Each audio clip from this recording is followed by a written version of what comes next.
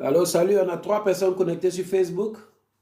J'espère que vous voyez le titre de la vidéo d'aujourd'hui. On va parler de business et les stratégies financières dans ton business pour te permettre de toujours rester en, en mouvement en termes de liquidité, en termes de cash flow.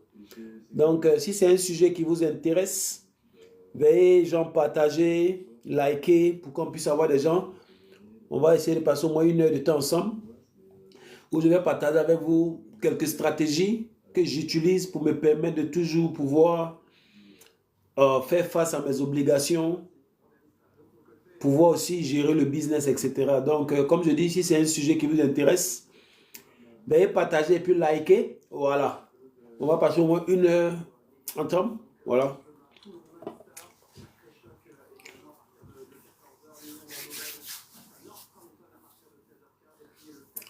Ok, merci à Yoyo pour les likes. Merci beaucoup. Merci pour les likes. Voilà. Merci pour les likes. Voilà. J'espère que le week-end se passe bien pour chacun d'entre vous. Voilà, en attendant le match de Côte d'Ivoire, tout à l'heure, là. Moi, je suis déjà prêt, hein. Je suis dans la montée de Côte d'Ivoire et attends seulement l'heure du match pour... Voilà. Voilà. Merci à eux pour les likes. Merci beaucoup. Voilà, j'espère qu'on aura des personnes connectées et puis on va parler un peu. Voilà. Oh, la connexion en même temps.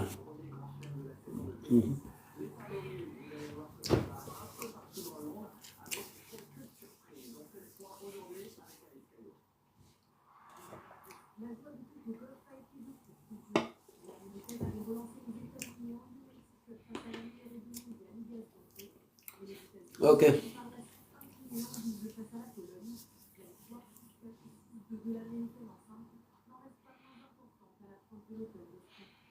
Ok, merci pour le like, merci. Comme je dis aujourd'hui, on va parler de... Je sais que cette vidéo va aider beaucoup des gens qui ont leur business, comme moi, qui parfois n'arrivent pas en même temps que le business est en train de tourner, chaque mois ou...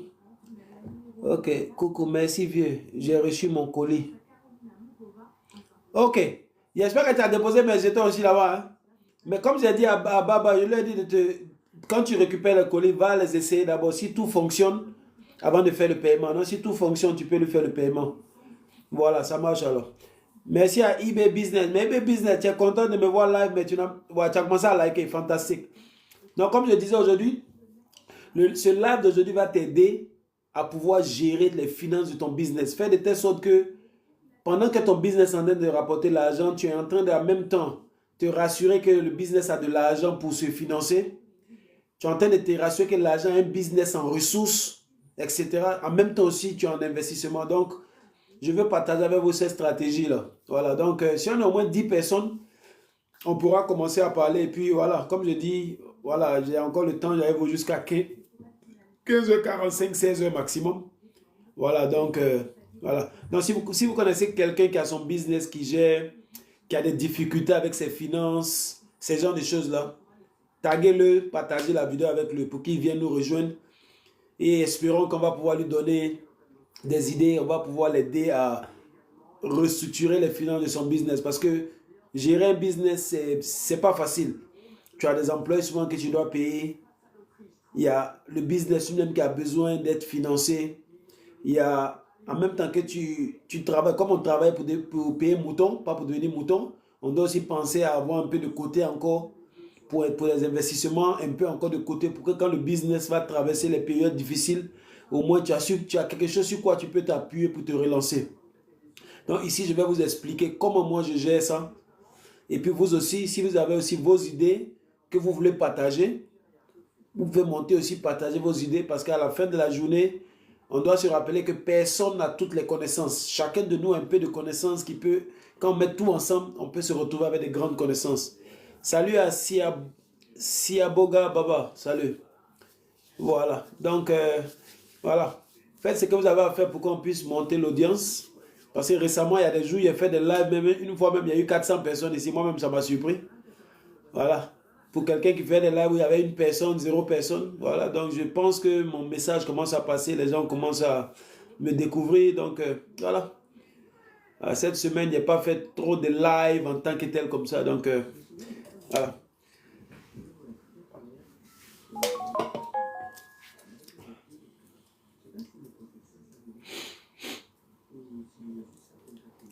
Business et finance, stratégie. Voilà.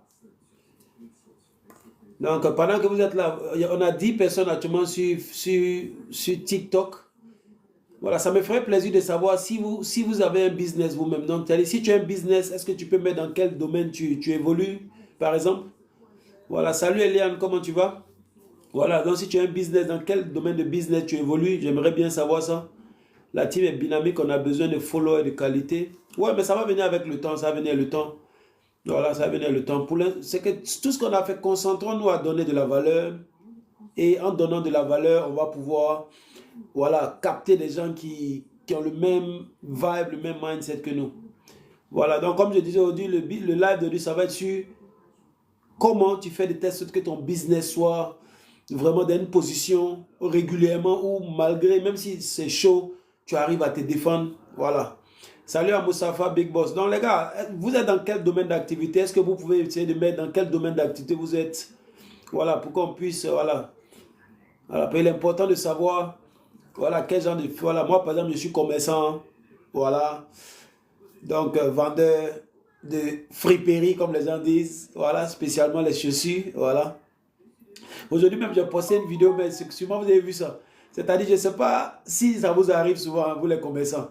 Mais quand moi je me retrouve quelque part, comme tu vois, je suis à mon vieux père, mais la chaussure qu'il a portée là, il a cherché à voir c'est quelle marque. Et puis quand il connaît la marque là, quel prix. Donc souvent, il me trouve dans le train. Hein. Et puis je me dis, mais ça c'est stand, mais bon, ça ne se vend pas bien. Ah ça là, c'est telle marque, ça se vend. Est-ce que tu vois? Supermarché, mais souvent il me demande, est-ce que c'est moi ici de nous? Là, j'ai passé voilà, moi je suis dans l'import-export et aussi dans l'industrie agroalimentaire. Fantastique, fantastique. Tu es basé où ça? Côte d'Ivoire? Où ça? Tu es basé où ça, IB? Voilà, je pense que je vais te suivre. Ok, je vais te suivre tout à l'heure. Je vais te. Voilà. Ok, l'agroalimentaire, Moussafa. Ok, cool, cool, cool, cool. C'est bien. C'est bien. C'est-à-dire, si vous avez remarqué maintenant, les gens ont commencé à comprendre que leur salut pour pouvoir augmenter leurs revenus, c'est de se lancer en business. Ça, c'est déjà intéressant. Les gens ont commencé à comprendre ça. C'est vraiment cool. C'est vraiment cool. Voilà. Je pense que petit à petit, on va y arriver. On va arriver à un niveau où les gens vont commencer à ne pas avoir peur d'entreprendre. Mais pour ne pas avoir peur d'entreprendre, c'est de t'armer de connaissances. Parce que plus tu vas connaître, plus tu vas être à l'aise dans l'entreprise. Plus tu vas être à l'aise lorsque tu es en train de... Voilà, tu es en train de choses. Voilà. Donc, eBay, eBay Business, est-ce que parfois dans ton business, tu te retrouves dans des moments où tu as des problèmes de cash flow, où il n'y a pas trop d'argent disponible, et puis les fins du mois arrivent, il y a les loyers à payer, les salaires à payer, etc. Est-ce que parfois tu te retrouves dans des moments comme ça de difficulté, par exemple?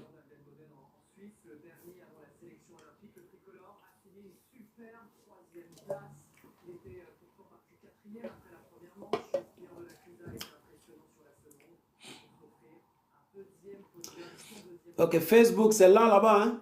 On a deux personnes connectées sur Facebook. S'il n'y a pas beaucoup d'hommes là-bas, voilà, je vais garder. C'est-à-dire, je vais couper Facebook et puis garder voilà, mon téléphone en charge. Hein. Donc, Facebook, ça me dit deux personnes, mais c'est pas s'il y a plus de deux personnes. Bon, une personne maintenant. Ok, ça arrive souvent. Ok, ok. Mais quand ça arrive en général, comment toi tu fais? Comment tu gères? Moi, aujourd'hui, je vais expliquer comment je gère la situation, dans quelle position je me mets pour toujours faire des tests, en fait, où, où j'arrive vraiment à me défendre, même quand souvent c'est un peu dur. Comme tout le monde le 10 déjà, mais ton esprit est déjà sur le 30 déjà. Il disait que le 30 il y a... Bon, moi, dans mon cas comme ça, je sais que le 11 déjà, il y a la voiture à payer. Je sais que le 24, il y a les magasins à payer. Je sais que le 30, il y a les salaires à payer. Tu vois, en même temps, tu es en train de regarder aussi tes entrées. Ok, quand on va monter, ça marche alors pas après. Donc, dans les gars, je pense qu'on peut commencer maintenant. On a 10 personnes connectées. Et ceux qui vont nous rejoindre vont nous rejoindre. Donc, parmi les 10 connectés, pour vous qui ne me connaissez pas, mon nom c'est Mohamed.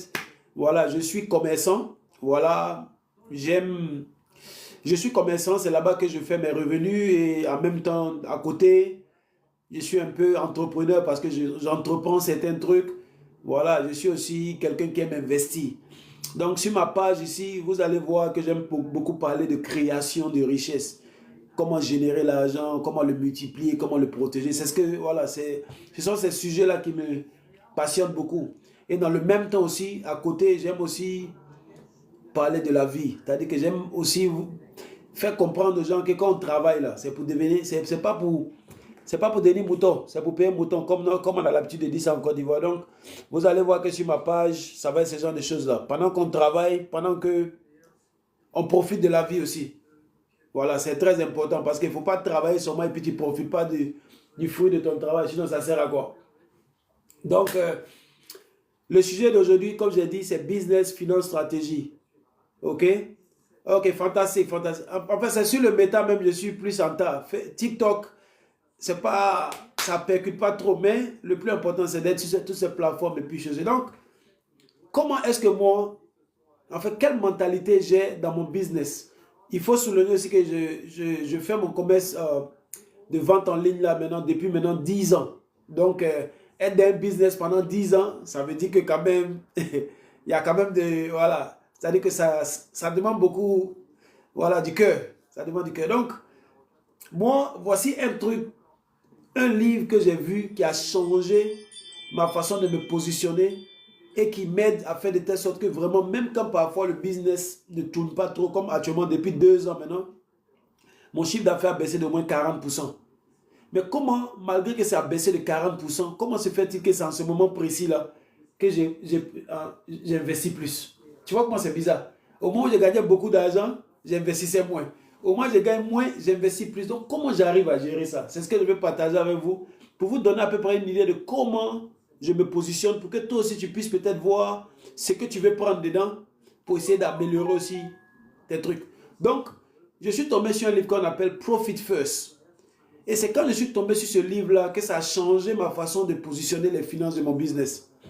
Dans le livre Profit First, je me rappelle même plus de l'auteur. Lui, sa mentalité était la suivante. Puisque on nous dit toujours en termes de création de richesse, il faut toujours te payer toi-même en premier. Il faut toujours te payer en premier. Même si tu es salarié, tu es commerçant, quoi que ce soit, il faut toujours te payer en premier. Donc lui, son livre, c'est basé sur ce principe-là. Et puis il a commencé à développer. Donc c'est-à-dire, c'est un peu comme si tu commences à partir de la fin pour venir vers le début. En général, nous tous, notre façon dont on nous a appris à faire le business, c'est du genre, je paye des marchandises.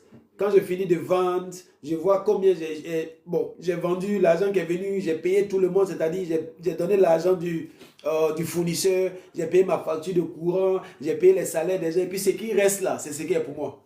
C'est comme ça qu'on a toujours fonctionné. Mais dans ce cas-là, lui, il fait le contraire.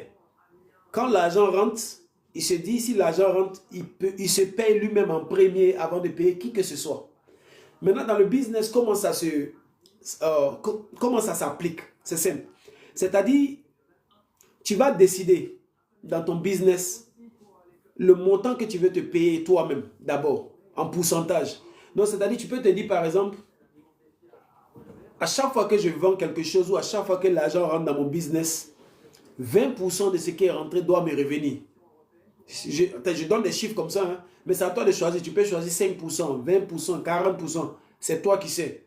Mais quel que soit ce que tu vas choisir, la suite de la vidéo va te permettre de comprendre maintenant comment est-ce que tu te positionnes maintenant avec les autres trucs.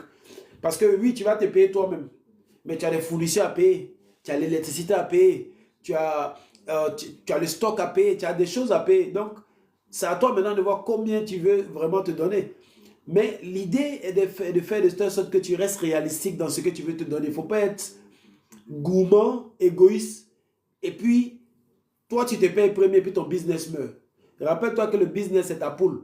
Donc, si la poule meurt, tu n'auras plus tes œufs. Donc, rappelle-toi de ça. Donc, dans le principe de profit first, tu fais quoi? Tu te dis, à chaque fois que l'argent va rentrer dans mon business, je me donne X pourcentage comme étant mon bénéfice. Donc, comme étant ce qui me revient. Et maintenant, quand j'ai pris ce qui me revient là, ce qui reste maintenant là, je dois faire de telle sorte que ce qui reste là, je puisse gérer toutes les autres dépenses du business. Ce qui est intéressant dans cette façon de faire là, ça te permet directement, lorsque toi tu as pris ce que tu veux prendre, Ok, supposons que tu t'es dit, bon, à chaque fois que je vais vendre quelque chose, je prends 15%. Donc, ça veut dire qu'il te reste 80% et 85% disponibles. Donc, ça veut dire que les 85% disponibles qui te restent là, tu dois t'arranger pour que ces 85% là puissent payer ton loyer. En fait, puissent payer toutes tes charges. Donc, quand on parle de charges, je parle de loyer, je parle de fournisseurs, je parle de tout ce qui rentre dans le business pour t'aider à créer des revenus. Donc, si les 85% là doivent être pour toutes les charges, c'est à toi maintenant de pouvoir départager les 85%. Et l'avantage de ce système-là te permettra déjà de comprendre dans ton business quels sont les endroits dans ton business qui peut-être te prennent beaucoup d'argent mais qui te rapportent moins. Parce que rappelle-toi, il y a un montant d'argent qui est rentré. Toi, tu as déjà pris pour toi. C'est ce qui reste là, tu veux partager dans le business pour que le business puisse vivre. Mais tu te rends maintenant compte que il me reste 85%. Mais je vois que dans les 85%, quand je regarde les différentes charges, peut-être que chaque mois, moi par exemple dans mon cas, chaque mois pour le loyer, je dois payer 275 par mois par rapport au garage. Je sais que chaque mois, je dois payer pour toutes les voitures. Je sais que chaque mois, j'en ai pour au moins 600 en termes d'assurance, en termes du repaiement du crédit, en termes de carburant. Donc, je sais que j'ai 600 à 650 par mois qu'il me faut trouver pour gérer les voitures. Je sais que j'ai besoin de 274 pour pouvoir payer les magasins. Je sais que les gens qui travaillent pour moi, eux, sont payés par commission. Donc, en fonction de ce qu'ils gagnent comme marchandises, leur salaire est positionné là-dessus. Mais malgré ça, je pense toujours au moment où il y a des mois où ils ne vont pas gagner beaucoup de marchandises. Comment je fais de telle sorte que même s'ils ne gagnent pas beaucoup de marchandises, je puisse faire de telle sorte qu'ils puissent avoir quand même un salaire décent. Tu comprends? Donc, il y a ce côté-là si tu dois penser. Je pense par exemple aux marchandises que je paye. Parce que tout le temps, je paye beaucoup de marchandises. Donc, quand tu regardes tous ces trucs-là, maintenant, l'argent que tu as là, tu dois pouvoir départager ça. N'oublie pas qu'il y a les impôts à payer. Moi, je me rappelle un moment dans mon business, tellement mes revenus étaient élevés, je me suis retrouvé où je devais payer la TVA. Ok? Donc, la TVA que je devais payer revenait à... j'avais deux options, mais moi, j'ai pris l'option, je payais 6,5% en TVA. Donc, ça veut dire que l'argent qui rentre, tu dois savoir qu'il y a la TVA dans tout ce qui rentre, il y a 6,5% que tu dois donner au gouvernement. Donc, quand tu regardes toutes tes dépenses là, et que maintenant le montant qui te reste là, tu dois pouvoir partager ces montants-là à toutes ces dépenses-là. Comme je disais, ce système-là, ça va t'aider à faire quoi? Ça va t'aider à comprendre, mais écoute, il y a 85% d'argent qui me reste. Mais je vois que mes charges qui sont là, si je vais commencer à départager, j'aurai moins d'argent pour payer du stock. Ou bien je n'aurai pas assez d'argent pour payer le loyer. Donc, quand c'est comme ça, tu dois réajuster. Jusqu'à tu vas trouver le niveau où ce qui te reste là, tu peux vraiment bien partager dans le business. Mais dans le même temps, tu es conscient que la façon dont tu vas départager dans le business là, tu dois faire de telle sorte que le business soit encore solide pour toujours apporter. Donc, ça veut dire que si tu te rends compte qu'en prenant 15% toi-même, ce qui reste, tu ne pourras pas payer beaucoup de marchandises, tu vois qu'il y a problème déjà. Donc, ce système de profit first là, ça va t'aider directement à déterminer dans ton business les différentes poches de dépenses que tu as là. Quelles sont les poches qui ne sont pas, qui ne produisent pas, mais qui prennent beaucoup d'argent.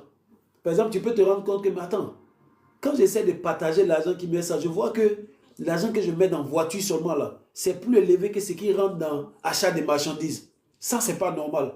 Alors qu'en temps normal, c'est dans l'achat de marchandises, je dois avoir beaucoup d'argent parce que ce sont ces marchandises que je paie là qui doivent me rapporter l'argent. Donc, je me rends compte que j'ai beaucoup plus d'argent qui va dans les dépenses de voiture. Donc là, il faut que j'essaie de voir au niveau des voitures comment je peux diminuer les dépenses. Tu vois, ce sont ces genres d'ouverture à ça donner. Tu vas te rendre compte, par exemple, mais écoute, je vois que je mets beaucoup d'argent dans la facture de courant et choses. Alors que je travaille peut-être un certain nombre d'heures, et puis la quantité de courant que j'utilise est tellement élevée, il faut que j'essaie de corriger ça. Donc ce système de profit first, c'est là-bas, ça va t'aider. Ça va t'aider à voir exactement toutes les dépenses que tu as là.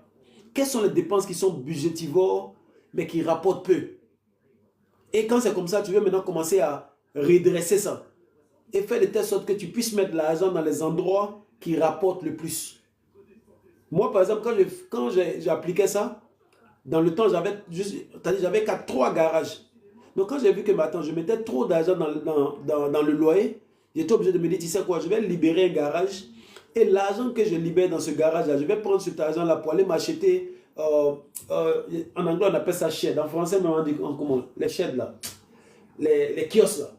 Voilà, kiosque. On peut appeler ça kiosque. Donc, je me suis dit, mais je vais libérer un garage.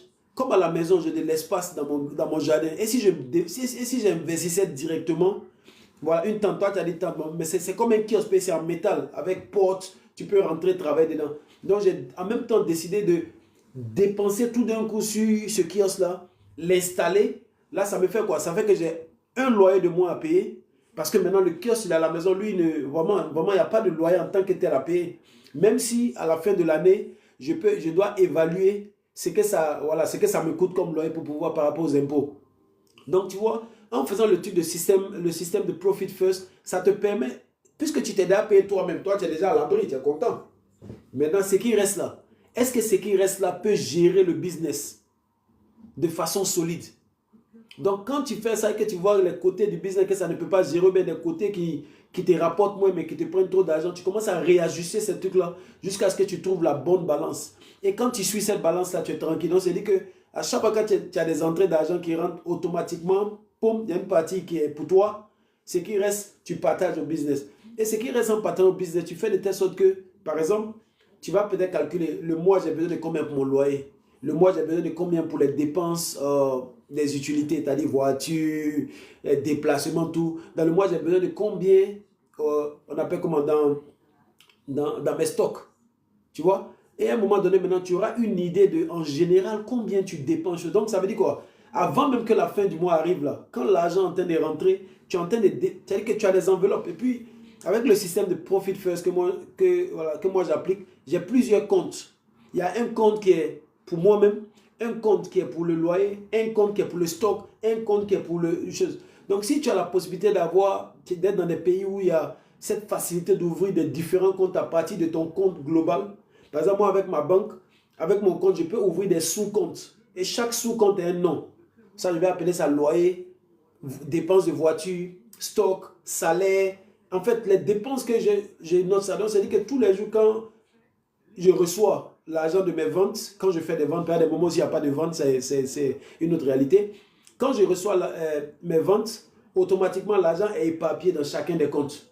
Donc, parce que l'argent va dans chacun des comptes, avant la fin du mois déjà, tu vois déjà, est-ce que, puisque tu sais déjà, tu as besoin de combien pour le loyer. Supposons que tu as besoin de 275 comme moi pour le loyer. Et puis, on est le 20, tu vois que dans ta caisse, tu n'as que 200, tu sais que tu sais déjà que tu es en moins 75. Donc, voilà, tu vois déjà le trou avant même la fin du mois. Donc, en faisant comme ça, c'est-à-dire que quand l'argent rentre, l'argent est toujours éparpillé. Et qu'est-ce qui se passe? Tu verras que le compte de ton business, il est toujours presque vide. Mais les sous-comptes sont presque tous remplis. Parce que quand l'argent rentre, c'est éparpillé en même temps dans les différents coins. Quand ça rentre, c'est éparpillé dans les différents coins. Et parce que l'argent est éparpillé dans ces différentes caisses-là, ce que tu vois devant toi sur ton compte, sur le compte de ton business, tu sais que ça, c'est un argent qui est libre, automatiquement. Parce que tu sais automatiquement que quand l'argent rentre, tout est déjà départagé. Donc, ce que tu vois devant toi, si c'est 100 euros, c'est 1000 euros, c'est 10 000, tu sais que ces 10 000 là sont vraiment libres. Et déjà, ça te donne maintenant des perspectives pour savoir qu'est-ce que je fais avec ces 10 000 là. Est-ce que j'investis dans quelque chose, etc. Mais au moins, ça te donne une idée claire. Donc, ça fait que quand la fin du mois arrive et que tu dois payer le loyer, tu vas directement dans la caisse loyer, tu regardes ce qui est là-bas. Et tu prends. Si ce n'est pas assez, tu viens maintenant dans l'argent qui reste dans ton compte business. Si ça peut compléter, tu prends, tu complètes. Mais si le mois était très bon, puisque tu sais par exemple que tu as besoin de 275, comme dans mon cas, j'ai besoin de 275. Donc les 275 représenteront un pourcentage dans l'argent qui te reste. Donc à chaque fois qu'on te paye, comment tu partages dans les différentes caisses, c'est par pourcentage. Parce que lorsque tu veux faire ce truc-là, il est d'abord important d'avoir une fiche où tu as défini chacune de tes postes de dépenses. Et étant donné, voilà. Étant donné que tu as défini chacun de tes postes de dépenses, tu les calcules en pourcentage. Donc tu peux te rendre compte que le loyer, tu as besoin de 2% de ce que tu vas gagner là, 2%. Tu vas voir que pour tel truc, tu as besoin de 5%. Donc quand tu payes, tu fais les pourcentages directement et puis tu mets chaque argent dans sa caisse. Tu vois, non? Tu vois, non?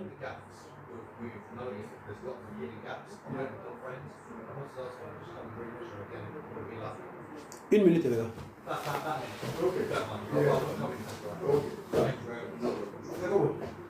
Okay, you okay? Yeah. Ils ont mesuré la porte là. Oh, il y a pas de door. They'll be fitting one recently, but there's gaps. There's gaps. Okay. Hidden gaps behind. So my boss asked me to come around just to check again. Okay, no problem. That's fine. Thank you for letting me. Ok. Ok, les gars, excusez-moi. Donc, comme je disais, chacune de ces dépenses-là, tu essaies de les positionner en termes de pourcentage. Donc, ça veut dire quoi? Profit first. Je me paye d'abord en premier quand l'argent rentre dans mon business. Et ce qui reste là, je dois départager ça dans tous les compartiments qui font fonctionner mon business. C'est-à-dire, ce sont mes stocks, ce sont les impôts, c'est le transport, tout ce qui rentre dans tes dépenses. Et maintenant, tout ce qui rentre dans tes dépenses, tu veux maintenant les quantifier en termes de pourcentage. Par exemple, tu vas voir que peut-être pour le loyer, sur ce qui te reste, à 5% doit aller pour le loyer. Pour le stock, peut-être que c'est 25% qui va dans le stock. Donc, quand tu reçois 100 euros, par exemple, 15% c'est pour toi-même, ça fait 15 euros. 85%, c'est qu'il y a 5% qui s'en va pour le loyer, etc. Donc, en faisant comme ça, qu'est-ce qui se passe quand tu arrives à la fin du mois?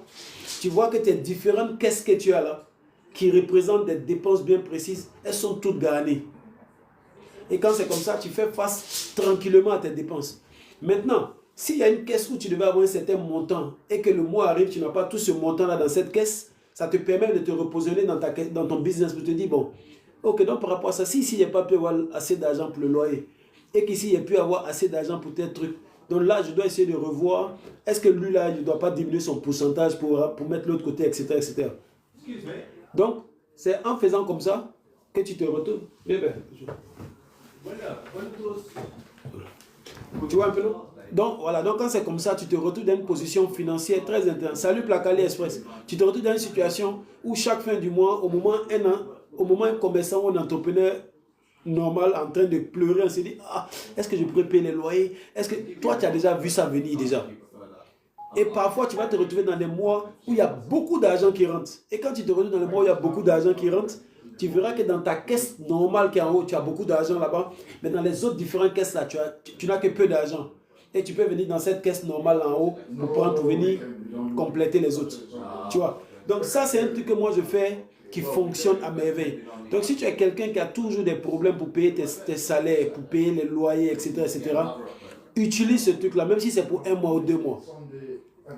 D'abord, tu décides de te payer en premier et tu choisis un pourcentage, de préférence au moins 10%. Parce qu'on travaille pour payer mouton, on ne travaille pas pour donner mouton. Parce que si ton business que tu fais, tu travailles, que tu ne gagnes jamais quelque chose et que c'est toujours toi qui dois mettre ton propre argent dedans, il faut te re-questionner sur ce business-là. Donc tu peux commencer à te dire, bon, quand je reçois l'argent pour mon business, 10% me revient, que je mets de côté, qui est mon bénéfice. Tu considères ça comme bénéfice. Les 90% d'argent qui restent là, combien je veux me payer moi-même? Combien je dois payer mes salaires? Combien je dois payer pour mon stock? Tu vois, non? Et puis maintenant, tous ces trucs que tu as mis là, tu maintenant essaies d'évaluer ça en pourcentage. Donc lorsque tu reçois de l'argent, tu sais que 10% c'est mon bénéfice. Dans les 90% qui restent, ça, je dois partager dans différentes caisses. Pour pouvoir bien réussir, c'est encore comme je dis, si tu es dans un pays où les trucs de banking sont vraiment faciles comme en Europe, tu ouvres ton compte business et à partir de ton compte business, tu ouvres des sous-comptes, ok, qui sont liés à ton compte business et tous les jours que tu te lèves, quand l'argent vient dans le compte business, tu les départages dans les différentes caisses. Ok? Donne un exemple par exemple. C'est pas, donne un exemple comment c'est ce que j'ai expliqué tout à l'heure, la Placali Express. Voilà, j'ai dit, étant donné que tu as un business, tu sais les dépenses qui sont liées à ton business. Moi, par exemple, dans mon business, j'ai 3 personnes que je dois payer par mois. J'ai un loyer par rapport au magasin que je dois payer. J'ai deux voitures qui sont sur le business qui ont besoin d'être gérées. J'ai quoi encore? J'ai mon stock que je dois payer régulièrement. Ok? Et je dois aussi me payer moi-même aussi. Ok? Donc, quand c'est comme ça, étant donné que j'ai identifié tous les différents postes, dès que je reçois de l'argent qui vient dans mon business account directement, là, en même temps que c'est venu là, en même temps que c'est départagé dans les différentes caisses, en fait des sous-comptes que je crée, et chaque sous-compte représente une dépense du business. Donc, il y a un sous-compte qui est loyer, un sous-compte qui est stock, un sous-compte qui est salaire, un sous-compte qui est dépense de la voiture. Donc, étant donné que j'ai les montants pour la voiture, j'ai une idée plus ou moins. Je sais que par mois, j'ai besoin d'au moins 600 pour gérer les voitures. c'est-à-dire le paiement du crédit de la voiture qui fait 355 par mois. Je sais que je dois aussi payer mon assurance qui fait quelque chose de 56, 57 par mois. Le carburant, je sais que j'ai besoin au moins 150 par mois. Pour la deuxième voiture, je sais que bon, la deuxième voiture n'est pas trop conduite. Donc, dans le mois, je sais que le carburant, c'est 80 pour le plein, par exemple. Donc, j'ai ce montant-là. Et maintenant, ce montant-là, je sais que je dois réunir ce montant-là en 30 jours. Donc, si ce montant-là fait 600, ça veut dire que tous les jours, si il fait 600 divisé par 30, ça me fait 20. Donc, ça veut dire que tous les jours, quand l'argent rentre, il y a 20 que je dois mettre dans cette caisse-là. Parce que si j'arrive à mettre 20 dans cette caisse, au bout des 30 jours, ça me fait 600 qui vont couvrir les dépenses de voiture. Je sais que pour mon loyer, ça me fait 274 le mois. 274 par mois, je divise par 30. Ça me donne un montant. Ce montant, je sais que si tous les jours, je mets dans cette caisse-là, ce montant-là, à la fin des 30 jours, j'aurai cette quantité d'argent-là. Je fais la même chose pour mon stock.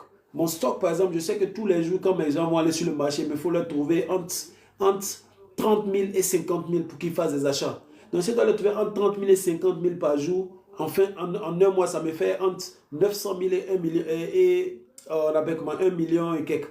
Donc, ça, je divise aussi par 30. Donc, je sais que tous les jours, il faudrait que mon business puisse amener l'argent dans ce sous-compte-là pour que je puisse toujours faire les achats. Donc, le jour que je n'ai pas l'argent dans cette caisse-là, je peux dire, bon, ok, on n'a pas l'argent pour dépenser aujourd'hui. Tu vois, en fait, ça t'aide directement à voir tes trous avant même que tu arrives. Mais la majorité des gens qui font le business, ils tombent dans le trou d'abord avant de se rendre compte qu'il y a le trou. Mais lorsque tu fais les choses, c'est-à-dire qu'au lieu d'attendre la fin pour venir, c'est-à-dire que tu vas vers la fin pour venir vers le début. Donc en faisant comme ça, tu sais qu'aujourd'hui, par exemple, je devais mettre 20, ok, disons 20 000 dans cette caisse-là par rapport à ceci. Mais aujourd'hui, je n'ai pas mis 20 000. Demain, j'ai mis 20 000. Après, demain, j'ai mis 20 000. Mais je sais qu'avant la fin du mois, il y a un trou de 20 000 qui est là. Donc, si le business, à un moment donné, a bien donné, j'ai de l'argent disponible dans le compte normal. C'est cet argent qui va venir pour boucher les différents trous. Parce que l'objectif que tu as, c'est quoi? C'est de faire de telle sorte que tu puisses éviter à ton business des périodes difficiles. Pour éviter des périodes difficiles, c'est lorsque tu vois les choses venir, ça devient plus facile pour toi à les gérer, plutôt que de les subir au moment où tu ne t'attends pas à ça. Tu vois? Donc avec ce système de Profit First, c'est cette aide-là que ça va te donner. Ça va t'aider à bien structurer ton business et voir les endroits où tu dépenses inutilement pour couper ces endroits-là ou les diminuer. Parce que si par exemple tu te rends compte que, mais écoute, j'arrive à mettre l'argent de côté pour payer les dépenses de la voiture, mais je n'arrive pas à mettre l'argent assez pour pouvoir payer les marchandises, ça veut dire que les voitures, là, je dois essayer de revoir comment je dépense dedans. Ça veut dire que si je mettais 200 par mois pour carburant, ça veut dire que je conduisais beaucoup. Je vais conduire moins pour que peut-être mon carburant vienne à 150, pour que je puisse prendre les 50 qui sont là-bas pour venir boucher ici. Donc, c'est-à-dire, en faisant comme ça, tu vois que tu arrives à voir toutes tes dépenses qui te font peur là, avant les dates où ça doit arriver. Et moi, ce que j'avais remarqué quand je faisais ça, avec le compte que j'avais pour la TVA, l'argent que je prenais pour la TVA, que je mettais de côté, au moment où il est temps de payer la TVA, je me rendais compte que j'avais mis beaucoup plus d'argent. Parce que pendant que moi je mettais l'argent de la TVA, je ne tenais pas compte du fait qu'il y a des clients qui peuvent acheter un produit et puis ils veulent retourner le produit pour un remboursement. Je donne un exemple simple. Si j'ai vendu 10 produits aujourd'hui à, disons, 1000 euros, et puis la TVA sur ces 1000 euros là, c'est 6,5%. Donc ça faisait, ok, ça va faire autour de comme 65. Voilà, ça va faire 65 de TVA. Maintenant, suppose que sur ces 10 produits-là, il y a peut-être 5 produits qui sont revenus. Ça veut dire que j'ai remboursé l'argent des clients. Mais j'ai remboursé l'argent des clients, mais je ne suis pas reparti dans ma caisse de TVA pour récupérer la TVA que j'avais mis de côté. Donc, quand je laissais comme ça jusqu'au moment de TVA, je me rendais compte que peut-être la facture de TVA peut faire 1000 euros, mais dans ma caisse de TVA, j'avais souvent 1200, 1300. Donc, quand je paye la TVA, il me reste 300 qui revient encore dans le business. Parce que l'argent était toujours départagé. Donc, c'est une stratégie que je te conseille si tu es quelqu'un qui a beaucoup de problèmes avec tes finances dans ton business, où chaque fois que la fin du mois arrive, toi tu es en train de stresser. Oui, quand la fin du mois arrive, parfois je stresse, mais je ne stresse pas sur certains trucs que je n'ai pas vu venir. Quand je sais que la fin du mois va être difficile, je le vois déjà venir. Et parce que je mettais déjà quelque chose de côté, je peux déjà anticiper rapidement pour pouvoir boucher ça. Par exemple, on est dans le mois de janvier. On est le 10 janvier. Tout à l'heure, je peux m'asseoir et puis regarder mes ventes et puis voir par rapport au mois passé à quel niveau je suis. Regarder mes différentes caisses, vois déjà les problèmes qui viennent. Par exemple, je sais que le 10 aujourd'hui, je devais payer la voiture, mais c'est un jour férié. Donc depuis hier, je suis tranquille parce que je sais qu'il y a l'argent dans la caisse pour payer le crédit de la voiture. Donc je n'ai pas besoin de m'inquiéter pour ça. Je sais que le 24, il y a le loyer à payer.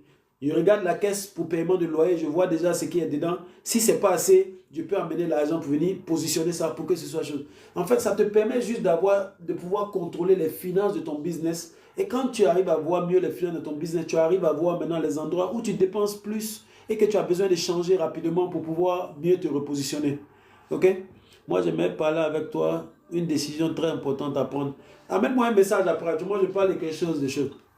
Amène-moi un message et puis on va essayer de voir ça, ok? Sans pas de problème. Ok? Donc ça, c'est comme ça que tu fais. Maintenant, moi, dans mon cas, je vais encore un niveau plus loin encore. Le niveau plus loin que je vais, c'est de faire de telle sorte que dans les différentes poches que je crée là, il y a une poche qui est là pour l'investissement, pour pouvoir mettre l'argent de côté en termes d'investissement pour le business. Parce que moi, je pars du principe suivant. Si je suis vendeur de chaussures et que je gagne l'argent, ce que je mets de côté là, il faudrait qu'il soit quelque part aussi en train de travailler pour le business.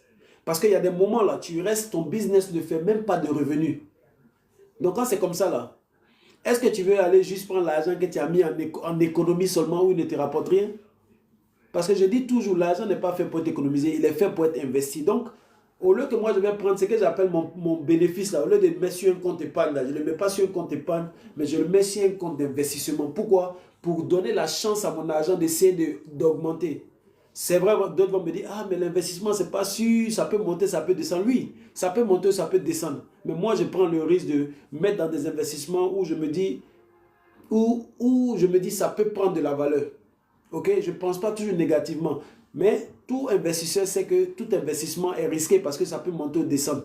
Ok, mais ce n'est pas ce qui me bloque. Moi, dans ma tête, c'est quoi? Au lieu que je vais laisser mon profit que j'ai pris au début, là, ok, voilà, au lieu que je vais prendre mon profit que j'ai pris au début pour aller mettre sur un compte épargne qui ne me rapporte rien et que c'est la banque qui va prendre ça pour aller s'enrichir avec ça, je préfère prendre cet argent-là, mettre sur un compte d'investissement. Et jusqu'à présent, les comptes d'investissement, je vais mettre sur des fonds communs de placement. Ce genre d'argent-là, je ne mets pas ça sur des investissements du genre action, non. Je choisis un fonds commun d'investissement et je mets l'argent là-bas. Ou je peux mettre cet argent sur un index en bourse. Là, quand le marché boursier monte, mon argent aussi monte. Et ça me sert à quoi? Cette réserve-là fait que quand dans un mois, c'est chaud sur moi, et que je vois déjà que, écoute, je dois payer des salaires dans 3-4 jours, je n'ai pas assez d'argent, je vais directement dans ce compte d'investissement et puis je prends le montant que j'ai besoin pour revenir. Et puis ce qui est intéressant avec ces fonds communs là, quand tu demandes ton argent, tu n'as pas ton argent en même temps, ça vient après 2-3 jours. Parce que le temps qu'ils vont vendre certaines de tes unités, récupérer cet argent, t'amener. Donc les 2-3 jours que ça attend là, ça te permet d'avoir l'esprit calme. Et quand tu as l'esprit calme, lorsqu'il y a des difficultés, quel genre de personne tu deviens? Tu deviens quelqu'un de très productif parce que tu n'es pas stressé par d'autres choses. Tu peux te concentrer sur ton activité puis voir, écoute, c'est un peu dur, c'est vrai, il y a l'argent qui vient, donc qu'est-ce que je dois faire? Là, tu réfléchis plus tranquillement. Ok?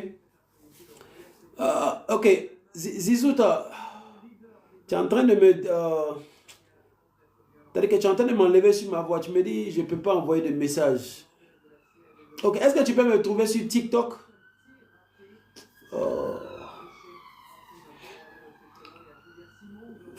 Je ne peux pas envoyer de messages. Comment tu ne peux pas envoyer des messages?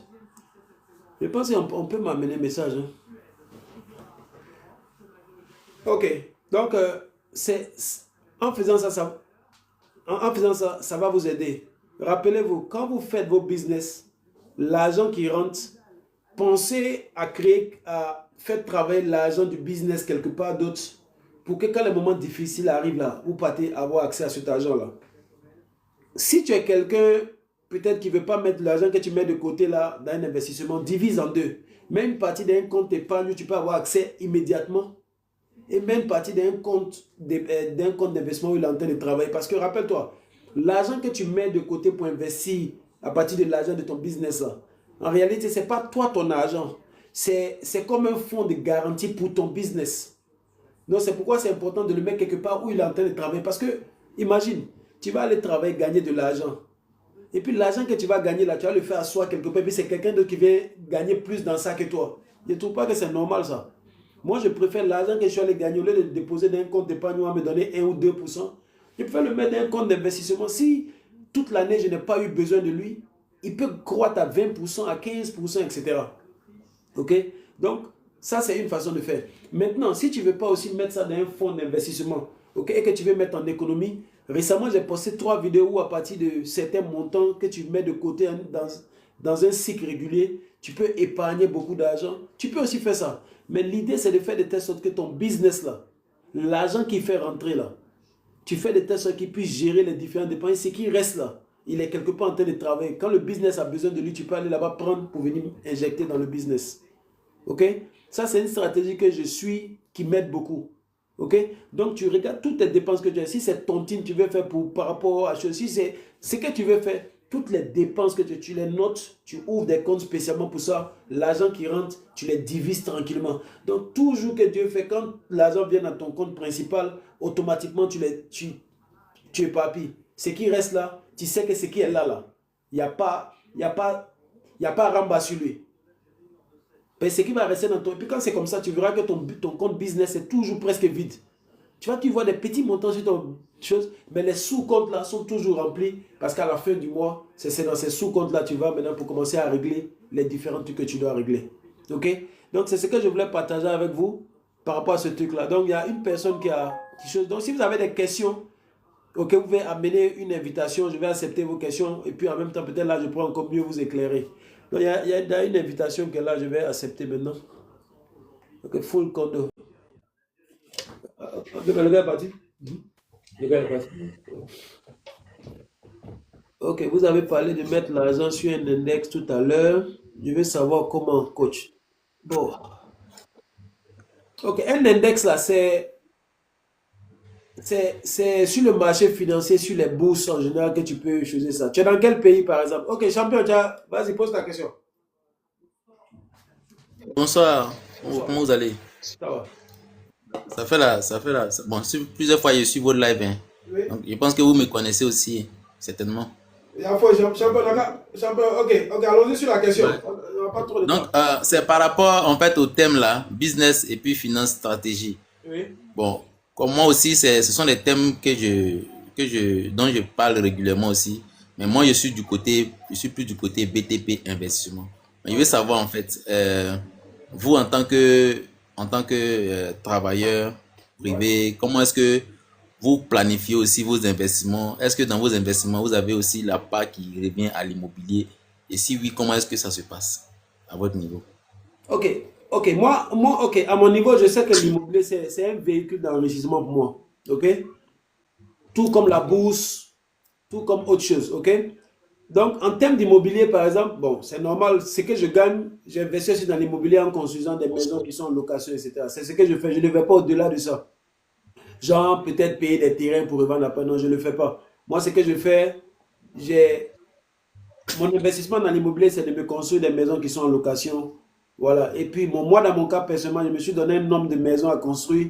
Et quand je suis à ce niveau-là, j'arrête. Je ne pousse pas davantage. Mais ça, c'est un choix personnel. Voilà. Maintenant, merci beaucoup.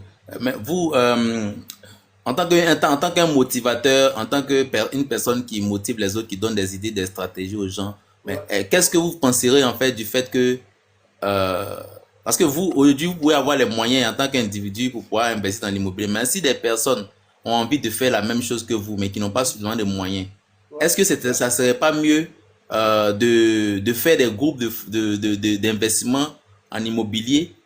Comme ça, vous êtes plusieurs, 10 personnes, ou 5 personnes, 15 personnes, je dis n'importe quoi, et avoir des patrimoines immobiliers dont vous partagez les dividendes, comme la manière dont on investit en bourse. Pourquoi est-ce que les Ivoiriens, les personnes de la diaspora, nos frères n'arrivent pas à faire ça? Je veux savoir s'il y a un problème à ce niveau.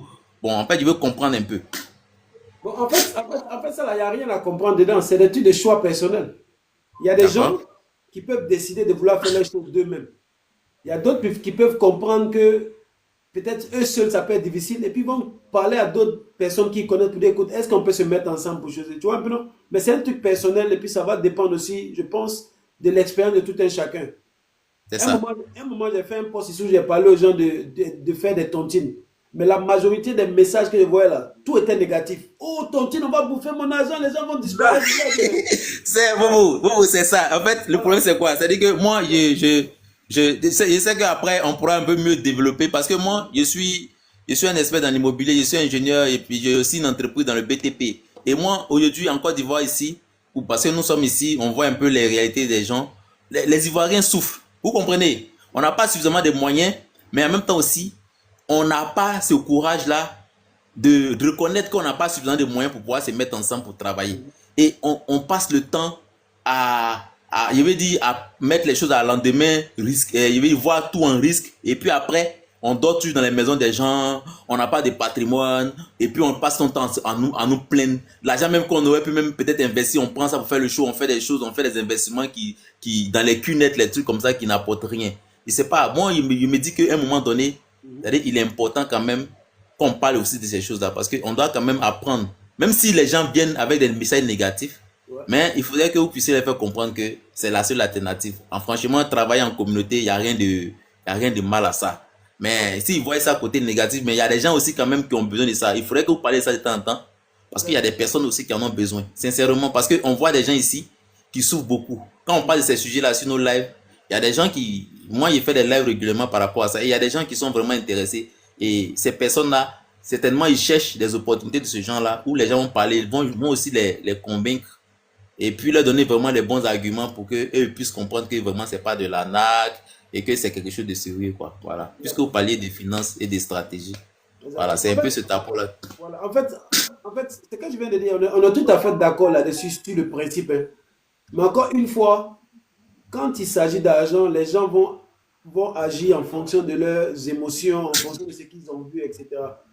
C'est ça. Comme par exemple, quand j'ai fait la vidéo, j'ai dit aux gens, où j'ai montré de l'argent le jour là, c'était une tontine que je venais de recevoir. Moi, personnellement, je fais des tontines depuis ici là. C'est-à-dire que la deuxième maison qu'on possède en famille et la troisième maison qu'on est en train de construire, la majorité de l'argent est venu de tontines. C'est-à-dire, on est dans des tontines, on prend cet argent, on met dans le truc et puis l'autre argent aussi qu'on a, on ajoute là-dessus. C'est ça. Maintenant, la majorité des gens sont pessimistes là-dessus, mais moi je dis ceci. Si en tant qu'un être humain toi-même, autour de toi, tu ne peux pas trouver 5 à 10 personnes sûres avec qui tu peux... Merci beaucoup. Merci. Il faut revoir les gens avec qui tu fonctionnes, c'est tout. Merci, c'est tout. C'est tout. Si tu ne peux pas avoir 5 personnes sûres autour de toi, où il y a la confiance, c'est que toi-même tu n'es pas dans le milieu que tu dois être. Il faut chercher un autre. Moi, c'est comme ça. C'est clair. Moi, comme ça, on a vécu tous des expériences, un agro-business, des choses comme ça, où les gens ont pris notre argent, ils sont partis avec ça. Mais est-ce qu'on est mort? On est là. Mais il y a des amis qui organisent des tontines où on dit on doit payer 200 000 francs à chaque personne. Mais moi, ces gars, je les connais. Dès qu'ils me parlent d'un business, moi, tout de suite, je ferme les yeux, je me mets dedans. Parce que je sais que, forcément, si mon gars que je connais, lui, fait des trucs, c'est que c'est tellement le truc là. Même s'il est par l'eau, peut-être quelque part avec d'autres personnes, mais moi, avec moi, en tout cas, il ne sera pas malhonnête. Je lui donne quand même ce crédit-là. Pour qu'au moins, ensemble, on essaie de faire des choses. Et on a fait la tontine. Chacun a pris. Et puis après, il est en train de relancer encore, on va faire les choses. Mais si on n'apprend pas à se faire confiance, ça sera difficile de travailler en groupe. Et si on ne travaille pas en groupe, on va souffrir individuellement, continuellement. Et ça va continuer comme ça. Mais c'est ça. Sûr, les gens doivent comprendre. Vous êtes en train de me suivre. Ce que je peux vous dire, comprenez qu'il y a une puissance dans le fait de se mettre ensemble. OK? Mais dans le même temps aussi, quand on parle d'argent, c'est un sujet qui est très sensible. Et une des règles de l'argent, pour ceux qui veulent en posséder beaucoup, une des règles principales, c'est de faire de telle sorte que l'argent, quand tu veux le mettre dans quelque part, rassure-toi qu'il est protégé. La meilleure façon de te rassurer que c'est protégé, c'est de ne pas d'abord demander des choses difficiles à ton argent. Mais si tu demandes des choses difficiles à ton argent, tu vas aller te jeter dans les cunettes, etc. Parce que quelqu'un va te dire, mets 10 000, tu vas gagner 50 000 demain. Ça, c'est comme, en fait, tu es en train de demander quelque chose de très difficile à ton argent. Parce que dis-toi ceci, si quelqu'un te propose un truc et puis te dit, écoute, mets 10 000 et puis dans 2-3 mois, tu auras 50 000. Mais il faut te dire, mais pourquoi la banque même n'a pas vu ce truc-là? Tu vois, non? Voilà, donc, réfléchis, ça c'est un cas. Évite de demander des choses trop extraordinaires à ton argent si tu ne veux pas le perdre. Si tu ne veux pas le perdre. Avoir des investissements qui te rapportent petit sûrement que d'être tellement gourmand pour pouvoir avoir gros un coup. En général, tu peux aller rentrer dans le mur. Ça peut arriver que tu tombes sur des opportunités qui peuvent te donner gros rapidement. Ça peut arriver, mais ce n'est pas des choses qui viennent à chaque arrêt comme ça. C'est des choses qui viennent... C'est-à-dire que ça ne vient pas très très vite comme ça, mais ça arrive que ça arrive souvent. Ok? Ça, c'est un truc. Deuxième truc, protéger ton argent aussi, c'est faire de telle sorte que quand tu dois le mettre dans la main de quelqu'un, mais tu veux t'engager avec quelqu'un, sois sûr de la moralité de cette personne-là. Si tu n'es pas trop sûr, bien la moralité de cette personne est un peu douteuse, ne te lance pas. Parce que protéger ton argent, mais il est important de comprendre qu'en groupe, si tu peux avoir un groupe de personnes où vous avez la même mentalité, la même façon de voir les choses, vous pouvez faire beaucoup de choses ensemble, que ce soit en business, que ce soit en entrepreneuriat, en investissement, quoi que ce soit. Tu vois un peu, non? Donc, c'est ta responsabilité maintenant de toujours tout faire pour trouver des gens qui voient comme toi, qui pensent comme toi, qui ont les mêmes valeurs que toi. Et puis, tu te mets avec eux. Tu vois un peu, non? Voilà, donc, c'est de faire beaucoup attention parce que quand tu as de l'argent, tout le monde veut prendre l'argent dans ta main. Il faut te mettre dans la tête. Quand tu as l'argent, tout le monde veut prendre ton argent dans ta main. Il y a des gens qui vont t'appeler pour te dire, ah, écoute, j'ai un petit problème de crédit, est-ce que tu peux me prêter tant? C'est pour prendre ton argent pour ne pas te rembourser. Quelqu'un va venir te dire, tu sais quoi, il y a un business là, faut te dire que quand tu as l'argent, il attire tout type de personnes vers toi. Donc, c'est ta responsabilité d'augmenter ta connaissance vis-à-vis de l'argent pour pouvoir apprendre comment on le protège. Tu vois un peu, non? Voilà, c'est ce que je peux dire de ce côté-là. Mais j'encourage les gens à se mettre ensemble. Et puis aussi, ce que tu as dit, c'est très important aussi. C'est que la chose que je voulais ajouter, c'est que parmi les dispositions à prendre aussi, c'est que aujourd'hui, nous avons la possibilité de prendre des balises juridiques. C'est-à-dire que quand tu mets l'argent quelque part, où ce n'est pas capable de pouvoir recevoir soit de cet investissement-là un reçu ou bien un contrat que tu peux demain peut-être brandir quelque part pour preuve. Je pense qu'il y a un problème. Par exemple, quand on fait des investissements en ligne comme ça, bon, souvent, il n'y a même pas de garantie. On dit non, il faut mettre ton argent sur une plateforme. Ça va porter fruit, peut-être sur 1 an, sur 2 mois, on va te remettre de l'argent. Mais après, quand tu mets ton argent, en échange, qu'est-ce que tu reçois comme document juridique qui te protège ou bien qui te permettra après de pouvoir, poursuivre la personne à qui tu as remis l'argent? Rien. Donc, souvent aussi, comme tu as dit, souvent c'est la cupidité. Fais en sorte que j'allais chercher par tous les moyens de gagner peut-être le double, bien le triple de l'argent on investit. C'est ça qui nous mène souvent dans les histoires où on nous trompe. C'est ça. Donc, il faudrait qu'on veille aussi à ce que, quand on met l'argent quelque part, qu'on ait vraiment cette garantie. C'est vrai qu'il y a une garantie morale, mais aussi il y a les garanties juridiques qu'on doit exiger. Exactement. Ok, le côté garantie juridique, là, il y a des endroits où tu peux les avoir. Un exemple, en parlant de tontine, il n'y a pas de garantie juridique. C'est un truc de confiance entre des personnes qui se connaissent. Ça, mais si tu dois les mettre sur des plateformes en ligne, ok, si c'est des produits bancaires, ok, pour quelqu'un qui est instruit avec l'argent, il sait que s'il doit mettre maintenant sur un produit bancaire, il faut que j'essaie de voir est-ce que cette structure-là est reconnue, est-ce que cette structure est reconnue par les autorités, puis quelle protection les autorités donnent. Moi, je suis en Angleterre. Je sais que par exemple, si je mets mon argent dans certaines structures qui sont reconnues par le gouvernement, mon argent est protégé jusqu'à un certain niveau, un certain montant. Ok? Les gens doivent savoir ça. Même ici, par exemple, à la banque normale que tout le monde connaît en Angleterre ici, quand tu mets ton argent en épargne là-bas, le montant qui est garanti en cas où quelque chose arrive à la banque là, c'est 85 000 livres. Donc, c'est-à-dire que si j'ai 100 000 dans une banque reconnue même ici, et que cette banque-là fasse faillite là, ce n'est que 85 000 là qu'on va me donner en retour. Tu vois? Donc, ce sont des choses qu'il faut connaître. C'est pourquoi je dis, l'argent, ok, pour le multiplier, le conserver, il faut apprendre à comprendre dans les choses que tu es en train de mettre les choses. Par exemple, il y a beaucoup de personnes, par exemple, qui ne savent pas que même en Côte d'Ivoire, si tu as l'argent dans un compte d'épargne, c'est les 10 premiers millions seulement qui rapportent des intérêts. Il y a des gens qui ne savent pas, ils pensent que s'ils mettent tous les 100 millions, tout va me donner intérêt. C'est les 10 premiers millions seulement, par exemple. Tu vois, non? Donc, c'est pour dire seulement que quand tu veux bouger avec l'argent, il faut apprendre, il faut t'éduquer avec ça pour comprendre dans quoi tu te mets là, quels sont les entrants, les sortants. Tu vois un peu, non? Ça, c'est ta responsabilité de faire ce genre de recherche-là. En faisant quoi? C'est-à-dire qu'en écoutant des experts dans ce truc-là. C'est-à-dire qu'en allant vers la banque poser des questions, en regardant la législation, etc. Mais quel que soit ce que tu fais, il faut que tu comprennes dans quoi tu mets ton argent. Si tu ne maîtrises pas dans quoi tu mets ton argent, ok, il ne faut pas aller dedans. Ça, c'est une des règles d'or. Si tu ne maîtrises pas ce que tu mets ton argent, si tu ne maîtrises pas, ok, il faut va trouver où tu maîtrises et puis mettre l'or. Parce que quand tu maîtrises quelque chose, au moins c'est plus facile pour toi de pouvoir mieux prendre des décisions. C'est ce que moi je peux dire de ce côté-là. Mais j'encourage les gens, si tu as un ami, deux amis, vous avez la même façon de voir, il y a une bonne relation entre vous, il y a la confiance, des choses, Mettez-vous ensemble, réalisez des choses, ça va vous faire gagner beaucoup de temps. Beaucoup de temps même. Tu vois, parce que par exemple, pour la tontine comme ça, il y a des gens qui peuvent se dire, mais au lieu de faire tontine, ok, je sais que si l'argent qu'ils mettent dans tontine, si je garde avec à la fin de l'année, mais souvent la tontine te fait gagner du temps. Par exemple, si vous êtes 10 ou 12 et que vous faites une tontine de 1000 chacun par mois, ça veut dire que dans l'année, chacun va avoir 12 000 à un moment précis du mois.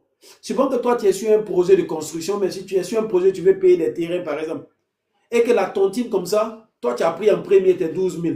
Tu peux aller directement investir dans ce que tu veux et puis tu rembourses les autres. Si tu n'es pas pressé, tu peux prendre le dernier. Parce qu'en tontine, là, le premier qui prend, ok, lui, c'est comme un crédit pour lui. Mais le dernier qui prend, ça devient comme une épargne pour lui. Tu vois, parce que quand il prend, il ne doit pas. Donc, c'est-à-dire, tu regardes ton temps. Tu te dis, bah, attends, si je prends la tontine là maintenant, je peux directement. Ok, par exemple, on prend l'exemple simple. Je veux commencer à construire ma maison en décembre 2026. On me dit que j'ai besoin de 12 000 pour commencer à construire la maison. Mais si je rentre une tontine maintenant, qu'en janvier, là, on me donne mes 12 000, je peux commencer mes travaux en même temps. Et puis pendant toute l'année, je rembourse ma tontine seulement. Mais au moins, je sais que avant qu'on va dire décembre 2026 là, bon, que j'ai déjà fait ce que je devais faire. En fait, ça me fait gagner du temps. Donc, si les gens voient comme ça, c'est pour dire seulement que quand vous êtes ensemble, ça peut te faire gagner du temps. C'est vrai qu'il y a le risque aussi que ça peut arriver qu'il y ait des problèmes. Mais si tu as un bon groupe de personnes, ce risque-là peut être jugulé de plusieurs autres façons. Tu vois un peu, non? Je pense. Franchement, c'est ça. Par exemple, dans l'immobilier comme ça, moi, je vois un peu ici, dans l'environnement ici en Côte d'Ivoire, je vois il y a beaucoup de personnes qui ont des difficultés, que ce soit des entrepreneurs, même les fonctionnaires qui ont commencé des constructions qui n'ont pas terminé. Et nous, comme ça, des fois, ils parlent de ça sur mes lives, sur mes pages et autres. Il y a des personnes qui sont intéressées et d'autres aussi, ils ont des regards comme ce que tu es en train de dire. Mais alors que ces personnes-là, au quotidien, ce sont les mêmes personnes qui viennent à ton inbox. Ah, mon frère, est-ce que tu peux me prêter tel montant pour faire telle chose? Est-ce que tu peux me trouver une personne qui peut me prêter de l'argent ou bien de telle chose pour pouvoir faire mon chantier? Même des entrepreneurs, ils ont des marchés. Ils ont des difficultés à pouvoir financer ces marchés-là pour pouvoir démarrer, pour avoir le premier paiement. Par exemple, tu as un marché de construction d'une maison, je sais pas, 2 chambres, salon ou bien 5 pièces comme ça. Voilà, on te demande de commencer la fondation jusqu'à peut-être au 10 ans et puis après, ils vont te payer. Mais tu n'as pas l'argent pour avoir les briques, ne serait-ce que même les nécessaires pour pouvoir démarrer en tant qu'entrepreneur. Parce que la banque va te dire, bon, il faut passer dans un mois pour avoir l'argent, tout et tout. Mais si tu es dans une tontine et que peut-être vous faites un arrangement que toi, tu dois prendre la tontine et dans une tontine par exemple, immobilière, que tu dois peut-être prendre la tontine pour pouvoir démarrer ton chantier, tu déclenches en même temps un paiement par rapport à ton marché. Et ces gens-là, quand on leur parle, c'est-à-dire, ils voient ça toujours du côté de la mais ce sont les mêmes qui courent derrière toi pour te demander prêt. Moi, je ne comprends pas en fait cette mentalité. C'est-à-dire que toi, tu ne veux pas. C'est pourquoi il faut continuer à éduquer les gens. Parce que, écoute, oui, il faut comprendre les gens. Si quelqu'un a peur d'un truc, c'est normal. C'est ton travail. Tu vois, il ne faut pas les juger, éduque-les seulement. Et même ils vont comprendre, je pense. Mais au fait, moi, mon problème, c'est quoi? Quand tu as peur de quelque chose, ne viens pas prendre avec les gens. Moi, tu vois le truc, c'est-à-dire que toi, tu as peur de te mettre ensemble pour débloquer des choses. Maintenant, toi, tu veux prendre avec l'individu. Alors que cet individu-là développe quelque chose dont tu t'en parles pour que toi, tu puisses être autonome. Mais toi, tu refuses. C'est ce que je ne comprends pas. Quand c'est pas une question de... Quand c'est ça. Tu lui fais la même chose aussi. Tu lui dis non, je ne peux pas te donner. Voilà, c'est ça. C'est ça, mais c'est ce qu'on va faire maintenant. Voilà. Ce qu'on va faire, c'est ce que tu as dit là, ça va éduquer. En business, il n'y a pas d'émotion. En business, il n'y a pas d'émotion. Non, mais c'est clair. Si tu mets émotion dedans, tu vas choisir. Ok, il y a une chose qui est là aussi. Il y a eBay Business. Ouais, tu as la parole. Business. Bonjour tout le monde. eBay, avant que tu changes, il y a quelqu'un qui me pose une question ici. Zizuta Kali. Je ne sais pas si tu es encore là sur Facebook, mais comme tu ne peux pas m'amener un message, est-ce que tu peux mettre ton numéro WhatsApp? Je vais t'appeler sur WhatsApp tout à l'heure. Pas d'envoyer un message parce que tu n'as pas accepté son invitation. Donc, tant que tu n'as pas accepté, tu ne veux pas t'écrire. En fait, lui, il est sur Facebook. Tu vois un peu, non? Voilà. Donc, ce que tu fais, Zizuta Kali, si tu es encore là, amène-moi ton numéro par... Il faut mettre en commentaire ton numéro WhatsApp. Je vais prendre tout à l'heure t'appeler dans 25 minutes. Ok, donc eBay, tu as la parole. Après, on donne la parole à Odrago. Ok, merci tout le monde. Vraiment, c'est un live qui m'a beaucoup ému. Je tombe souvent sur Facebook, quelquefois sur les vidéos, mais c'est la première fois que je tombe sur vous en live, ça m'a beaucoup plu. Et comme c'est dans mon domaine, j'ai écouté avec beaucoup d'intérêt. Donc vraiment, merci pour ça. Voilà. moi, je suis dans un domaine, sincèrement, j'ai jamais eu recours à une banque ou bien à une tontine, comme vous le dites. Mhm. Maintenant, après vos explications, Ouais, je vois que c'est beaucoup intéressant. ouais. Mais ce que je comprends pas, par exemple, pour une tontine, moi, si, par exemple, on te dit 1 000, on va prendre 100K, 100K, par exemple. Ouais. Si vous êtes 3 personnes. Mhm. Si moi, je prends 100K, ça me fait les 300K. Si je prends les 300K pour mettre peut-être dans un business, je vais dans le domaine du frère Gondo. Mhm. Si par exemple, je me mets dans l'immobilier. L'immobilier, c'est comme son nom l'indique, ça immobilise. C'est pas un truc qui roule comme nous, les commerçants et autres qui sommes dans les affaires où tu déposes, tu prends en même temps. Mhm. C'est pas rapide au fait. Donc, si j'ai pas un autre business qui me fait, je sais pas, qui me fait gagner rapidement et que le délai de cotisation, c'est pour ça que j'ai demandé, j'avais écrit en bas pour savoir la fréquence de paiement, par exemple. Si par exemple, on se dit 1 mois et chaque mois, il faut payer les 100K et que le mois arrive, que moi, je n'arrive pas à générer pour donner, je me demande comment je serai vu par mes amis, par mes coéquipiers, au fait. Ok, C'est ça qui m'intrigue un peu. Et puis moi, je me lance pas trop dans les tontines. en fait, on est que tu... Bon, ok, ok. Est-ce que tu as une notion de la tontine? Est-ce que tu sais la tontine, c'est quoi d'abord? Ouais, ce que je sais avec quand j'étais à Djamé, Oui. d'abord on avait peut-être 7 magasins par exemple. Là, on vendait et il y avait toujours du cash à la main. On s'est dit, bon, chaque jour, on se donne peut-être 100 000 ou 35 000. Mhm. On dépose. Mais ça, on sait qu'on vend. Mais on mettait pas dans l'immobilier ou bien un truc qui peut stagner l'argent.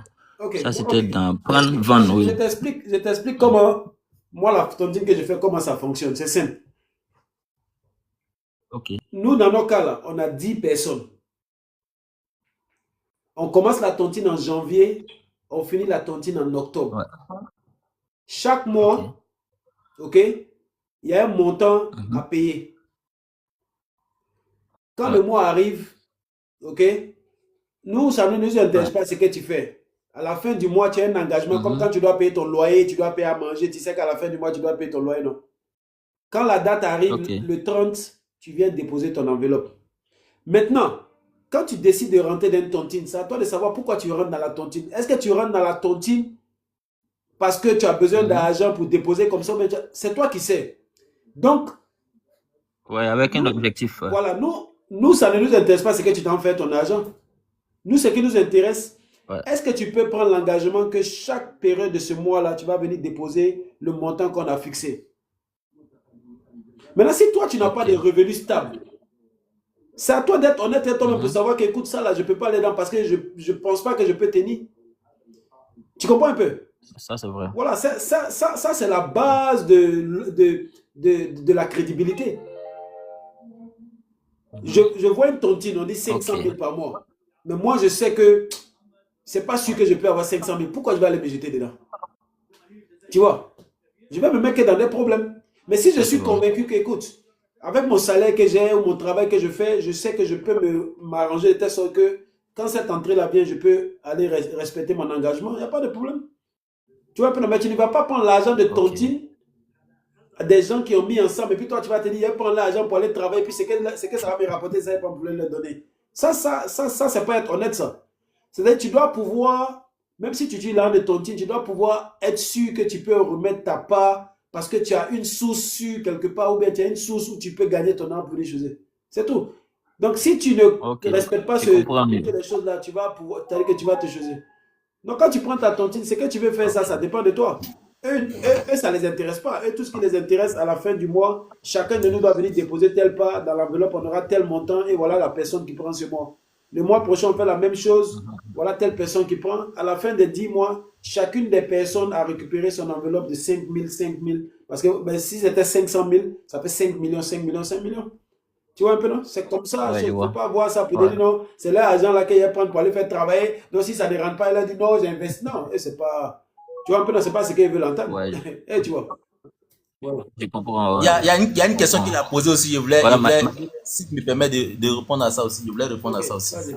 Par rapport à tout à l'heure, il a dit c'est l'immobilier, que l'immobilier ça immobilise. Est-ce que comme ça rentre pas tout le temps, ça va pas créer problème. En fait, comme on a expliqué là, les tontines, là, normalement, en général, l'argent qu'on met dans les tontines, c'est comme une sorte d'épargne. Faut mettre dans ta tête que ce que tu mets dans la tontine, c'est une épargne. Maintenant, concernant l'immobilier, il y a plusieurs investissements qu'on peut faire dans l'immobilier. Par exemple, dans le cas de la tontine, nous sommes peut-être 10 personnes. Là, je sors même de la tontine, c'est-à-dire que nous sommes 10 personnes. Nous voulons acquérir un bien immobilier. Et ce bien immobilier là, par exemple, ça fait, je prends le cas de la Côte d'Ivoire, ça fait 15 millions par exemple.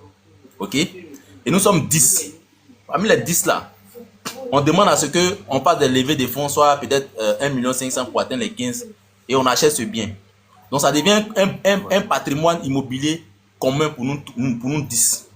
Et lorsque on doit peut-être exploiter ce bien, on doit le vendre, le bénéfice qui vient dessus, c'est le bénéfice là qu'on partage.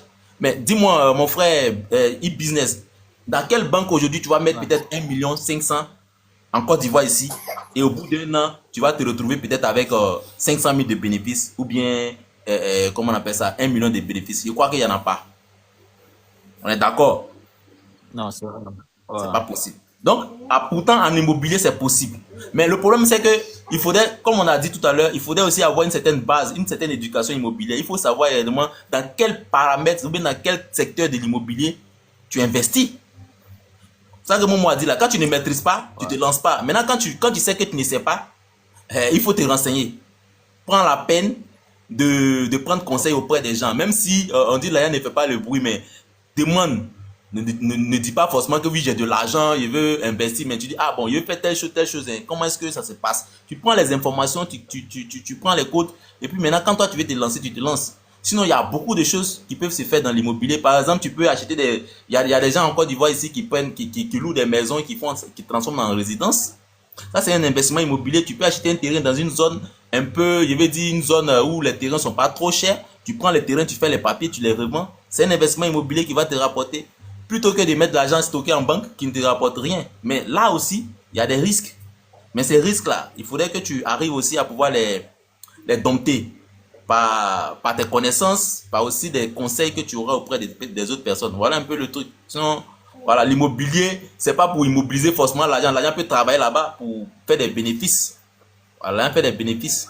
Okay. Bien même que souvent plus que la banque. Okay. Même quand on parle d'immobilier, encore une fois, je dis toujours, ton niveau de connaissance va déterminer tes revenus. En Angleterre, en Europe, par exemple, en Amérique, il y a une autre façon d'investir dans l'immobilier à travers la bourse, ok, qu'on appelle des REIT, R-E-I-T. Ce sont des trucs, ce sont des sociétés, c'est eux qui construisent les grands supermarchés, les grands entrepôts pour les Amazon, etc. Eux, comme ça, tu peux payer on appelle comment, tu peux prendre des positions avec eux, et puis eux, la loi leur dit de partager 90% de leurs bénéfices. Donc, il y a plusieurs trucs quand on parle d'immobilier. Les gens, quand on parle d'immobilier, souvent les gens restent trop bloqués sur terrain, maison, alors qu'il y a souvent d'autres trucs. Mais c'est du C'est ça.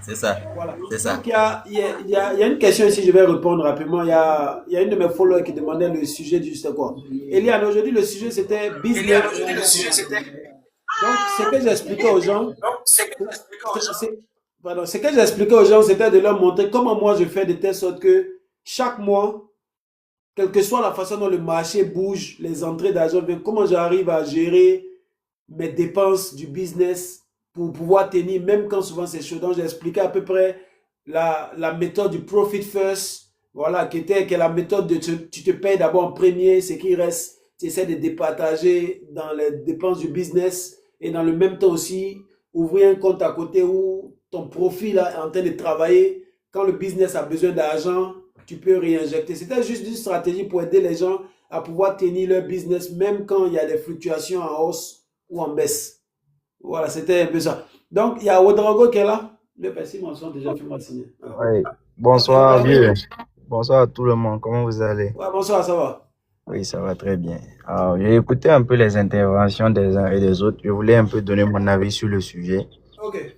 Bon, moi, je trouve que ça dépend de la personne que tu es, au fait. Toi-même, tu te connais. C'est-à-dire que pour moi, si tu es autodiscipliné financièrement et que tu peux toi-même économiser ton argent pour réaliser tes projets, c'est-à-dire, tu sais que sur ma paye par mois, je peux mettre de côté 200 euros, $200 50 000 francs, ça va.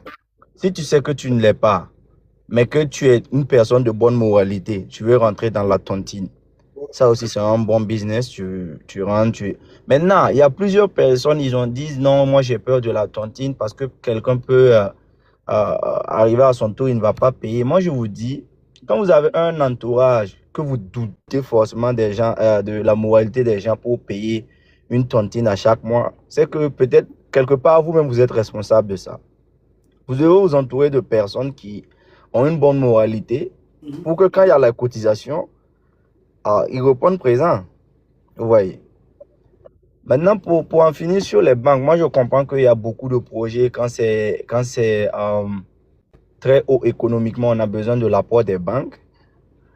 Mais il faut se dire que les banques en Afrique, moi j'ai travaillé avec des banques en Afrique, c'est vraiment c'est de l'exploitation parce que les taux d'intérêt là, c'est compliqué hein, pour les jeunes entrepreneurs. Il y a beaucoup de personnes qui ont eu l'espoir, je vais m'attacher les services de cette banque, je vais avoir 2 millions, 3 millions, je vais arriver à m'en sortir. Une fois dedans, ça devient autre chose. Hein. Donc, c'est pourquoi en premier, je dirais moi-même, j'économiserai moi-même pour mes projets.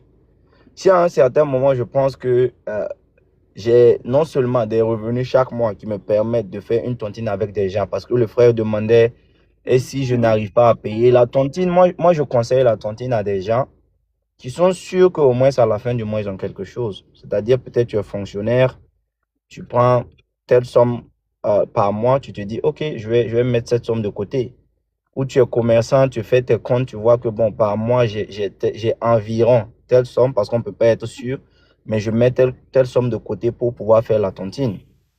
Il ne faut pas faire la tontine tout en espérant que l'argent de la tontine te rapporte quelque chose pour pouvoir payer la tontine. Je ne sais pas si on se comprend. On se comprend.